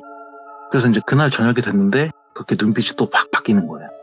처음에는 제가 좀 제압을 해보려고 했어요. 이거 좀 웃긴 얘기지만은 제 중학교 때 저희 동네에 개가 한 마리 있었어요. 강아지가 한 마리 있었는데 이 강아지가 이제 그 전형적인 시골 똥개 아시죠? 사람들 보이면 와와와 짖다가 제가 이제 잡으려고 하면은 꼬리 빼고 도망가고, 개를 보고 제가 한 번은 엄청 짜증이 나가지고 확 노려본 적이 있었는데 이 개가 제 눈을 마주치다가 제가 확 노려보니까 깽깽 하고 도망가더라고요. 오. 그래서 제가 그때 기억이 있어가지고 여자친구가 눈빛이 확 바뀌었길래 여자친구 눈을 뚫어지게 노려봅니다. 너 내 눈 봐. 내 눈 마주쳐. 너 지금 뭐 하는 거야? 내 여자친구 몸에서 나가든지 가만히 있어. 내 눈 마주쳐. 그랬는데 여자친구가 또 신기하게 눈을 못 마주쳐요. 그러니까 눈을 마주치긴 하는데 한 5초 이상은 못 마주치는 것 같아요. 그러면서도 말은 계속 합니다. 뭘 꼬라봐? 눈은 피하면서. 또 다시 저를 봐요. 네가 그렇게 쳐다보면 뭐 할 수 있을 것 같아? 하면서 눈을 또 피해요. 그러면서 할 말은 다 합니다. 그래서 저는 약간 그때 좀 신났었나 봐요. 내가 좀 이 귀신을 힘을 누르고 있다, 내가. 얘 힘을 좀 내가 누르고 있구나. 저는 그때 충분히 컨트롤이 가능할 줄 알았습니다. 그리고 여자친구가 이제 12시가 넘으니까 자꾸 산에 가재요. 제가 그때 다니던 산에 있는 절이 하나 있었는데 자꾸 산에 가재요. 자기야, 나 절 가고 싶어. 지금 절에 가자. 제가 무슨 소리야? 지금 이 시간에 절을 왜 가? 나 어제 놓고 온 거 있어. 지금 가야 돼. 그러면서 자꾸 가자는 거예요. 근데 이게 또 신기한 게 막 가자고는 하는데 직접 나갈 생각은 안 하더라고요, 이 귀신이. 그래서 제가 자꾸 알리면서 이상한 소리 하지 마라. 너 지금 내 여자친구 아니잖아. 그러고 이제 밤을 지셉니다. 밤을 지새다가 동이 트기 전이었을 거예요. 4시, 5시쯤? 그때 이제 날이 밝아오니까 급했나봐요, 그 귀신이. 막 어때 나가려고 막 발버둥을 치는 거예요. 나가자고. 내가 산에 놓고 온 거 있다 했잖아. 나가자니까? 막 이러면서 화를 내는 거예요. 제가 안 되겠다 싶어서 핸드폰으로 그 반야심경을 들었어요. 그때 당시에 뭐 제가 어떤 비방이라든지 뭐 이런 것도 아무것도 모르고 그냥 절에만 다녔으니까 그래 이거라도 틀면 좀 효과가 있겠지 틀었는데 여자친구가 소리를 제가 트니까 틀자마자 이거 뭐야 끄라고 그러면서 진짜 그때가 동네 방네 떠내려가게 소리를 계속 지르는 거예요. 끄라고 했잖아. 얼굴이 시뻘개져가지고 너무 무서운 거예요. 이거 끄면 안 되겠다. 그런데 그때 갑자기 뭐 와이파이가 끊겼는지 아니면 핸드폰 전화가 오류인지 그 소리가 잠깐 끊겼어요. 끊기자마자 그렇게 얼굴이 새빨개져가지고 막 소리 지르더니 여자친구가 저를 딱 쳐다보더니 까졌네? 이러는 거예요. 와, 진짜 너무 소름이 끼쳐가지고 아니 사람이 진짜 연기를 잘해도 그렇게까지 연기를 할 수가 없거든요. 그렇게 얼굴이 빨개지면서 막 귀 막고 소리 지르던 그 사람이 꺼지자마자 갑자기 웃으면서 꺼졌네 이러는 거예요. 너무 소름이 끼쳐가지고 저는 도망갔습니다. 저는 이제 밖으로 도망 나와가지고 날이 뜰 때까지 문을 지켰어요. 혹시라도 여자친구가 나오면 안 되니까. 그래서 이제 해가 뜨고 여자친구는 멀쩡해졌어요. 그래서 여자친구는 본가로 구슬을 하고 옵니다. 근데 여기서 작은 문제가 발생을 하는데 굿은 이제 했어요. 하루 종일 했다고 했는데 귀신이 떨어지지가 않은 거예요. 그 귀신이 아까 전에 제가 처음에 말씀드렸지만은 이게 그 얘기를 들어보니까 검은 옷 입은 귀신은 정말 안 좋은 귀신이고 그리고 또 웃는 귀신 뭐 씩 웃거나 뭐 하하 웃거나 하여튼 사람 보고 웃는 귀신은 안 좋은 귀신이래요. 근데 이 귀신은 검은 옷을 입고 씩 웃는 그런 진짜 안 좋은 귀신이었단 말이에요. 그래서 한 번에 뗄 수가 없었대요. 다시 왔는데 뭐 새어머니 말로는 이 귀신이 아무리 씌었어도 사람이 마음만 강하게 먹으면 얼마든지 아무 영향을 못 끼친다. 예. 이 정도 늘어났으니 그냥 마음 굳게 먹고 살면 된다. 그러면 자연스레 떨어져 나갈 거다. 그렇게 얘기를 하셨어요. 그렇게 있다가 집도 이사를 갔어요. 이제 그 안 좋은 집에서 또 이사를 가고 그리고 이제 여자친구랑 계속 만나다가 이제 그 여자친구가 계속 얘기를 했던 신기에 있는 그 언니를 한번 만나 뵙게 돼요. 근데 저도 이게 사실 귀신을 실제로 봤고 뭐 그때까지 어떻게 좀 겪었지만은 사실 저도 뭐 부당이라든지 귀신이라든지 이렇게 잘 안 믿는 편이어서 이게 진짜가 맞나? 이렇게 했는데 그 언니분이 이제 저를 보자마자 너가 얘 남자친구구나 보더니 그래? 하더니 너 지금까지 정말 고생 많이 하면서 살았네? 고생했다 이렇게 하시는 거예요. 근데 그 순간에 뭐 저도 정말 따뜻한 느낌이 들면서 이 사람이 정말 내 모든 걸 알고 있구나. 저도 막 눈물이 흐르더라고요. 뭐 그렇게 뭐 위로 아닌 위로도 받고 이제 그 언니분이 귀신이 아직까지 얘한테 씌여 있으니 오늘 얘를 보내자 이렇게 하는 거예요. 이제 그 귀신을 저녁까지 시간을 보내다가 저녁에 이제 어떻게 그 귀신이 나왔어요. 다시 그 여자친구 몸으로 들어가가지고 그 언니가 막 뭐라고 호통을 치죠. 너 산 사람 몸에 들어가서 지금 뭐 하는 거야? 너 정말 성불 못하고 그렇게 죽고 싶어? 계속 그렇게 살고 싶어? 너 그러면 좋은데 못 가. 막 뭐라고 소리를 지르니까 그 귀신이 이제 알겠다, 가겠는데 마지막으로 내 부탁 하나만 들어줘라. 부탁이 뭐냐 그랬더니 노래방을 가고 싶대요. 이제 그때 또 듣게 된 건데 실제로 정확한지는 모릅니다. 이 귀신이 을왕리에서 네. 그 남성 한 3분한테 좀 안 좋은 일을 당하고 그렇게 안 좋게 된 귀신이라고 하더라고요. 아, 일단은 말에 따르면, 예. 예, 중학생 나이인데 그렇게 됐다. 그래서 자기가 뭐 한 번도 뭐 이렇게 재밌게 놀아본 적이 없다. 그래서 노래방에 가서 한번 시끄럽게 막 떠들고 놀고 싶은 게 내 소원이다. 그래서 노래방을 갔습니다. 가서 예. 막 노래를 부르고 한 시간 동안 놀았습니다. 놀고 다시 나와서 자 이제 네 소원 다 들어줬으니까 이제 올라가. 그랬더니 또 그 귀신이 얘기를 해요. 예. 가기 전에 마지막 하나만 더 부탁하자. 그게 뭐냐 물어봤더니 저기 제 옷장에 가면은 빨간 목도리 하나 있을 거다. 그거 내가 너무 좋아하는 목도리다. 그거 태워서 같이 보내줘라. 그 목도리가 실제로 뭐 저한테 큰 의미는 없었지만은 이게 산 뒤로 되게 마음에 들어가지고 한 2년 넘게 계속 갖고 다니면서 겨울에 되면 착용을 했던 것 같아요. 그 목도리가 자기가 너무 좋아하는 목도리니 같이 태워달라. 그래가지고 그 목도리를 얼른 제가 뛰어서 갔다 와서 그 목도리를 가지고 이제 공터로 가서 딱 태워줬습니다. 딱 태워줬더니 여자친구 눈빛도 정상으로 돌아오고 오. 이제 그 언니 말로는 뭐 그렇게 악행을 했으니까 뭐 좋은 데로 간지 나쁜 데로 간지는 모르겠지만 올라갔다고 하더라고요.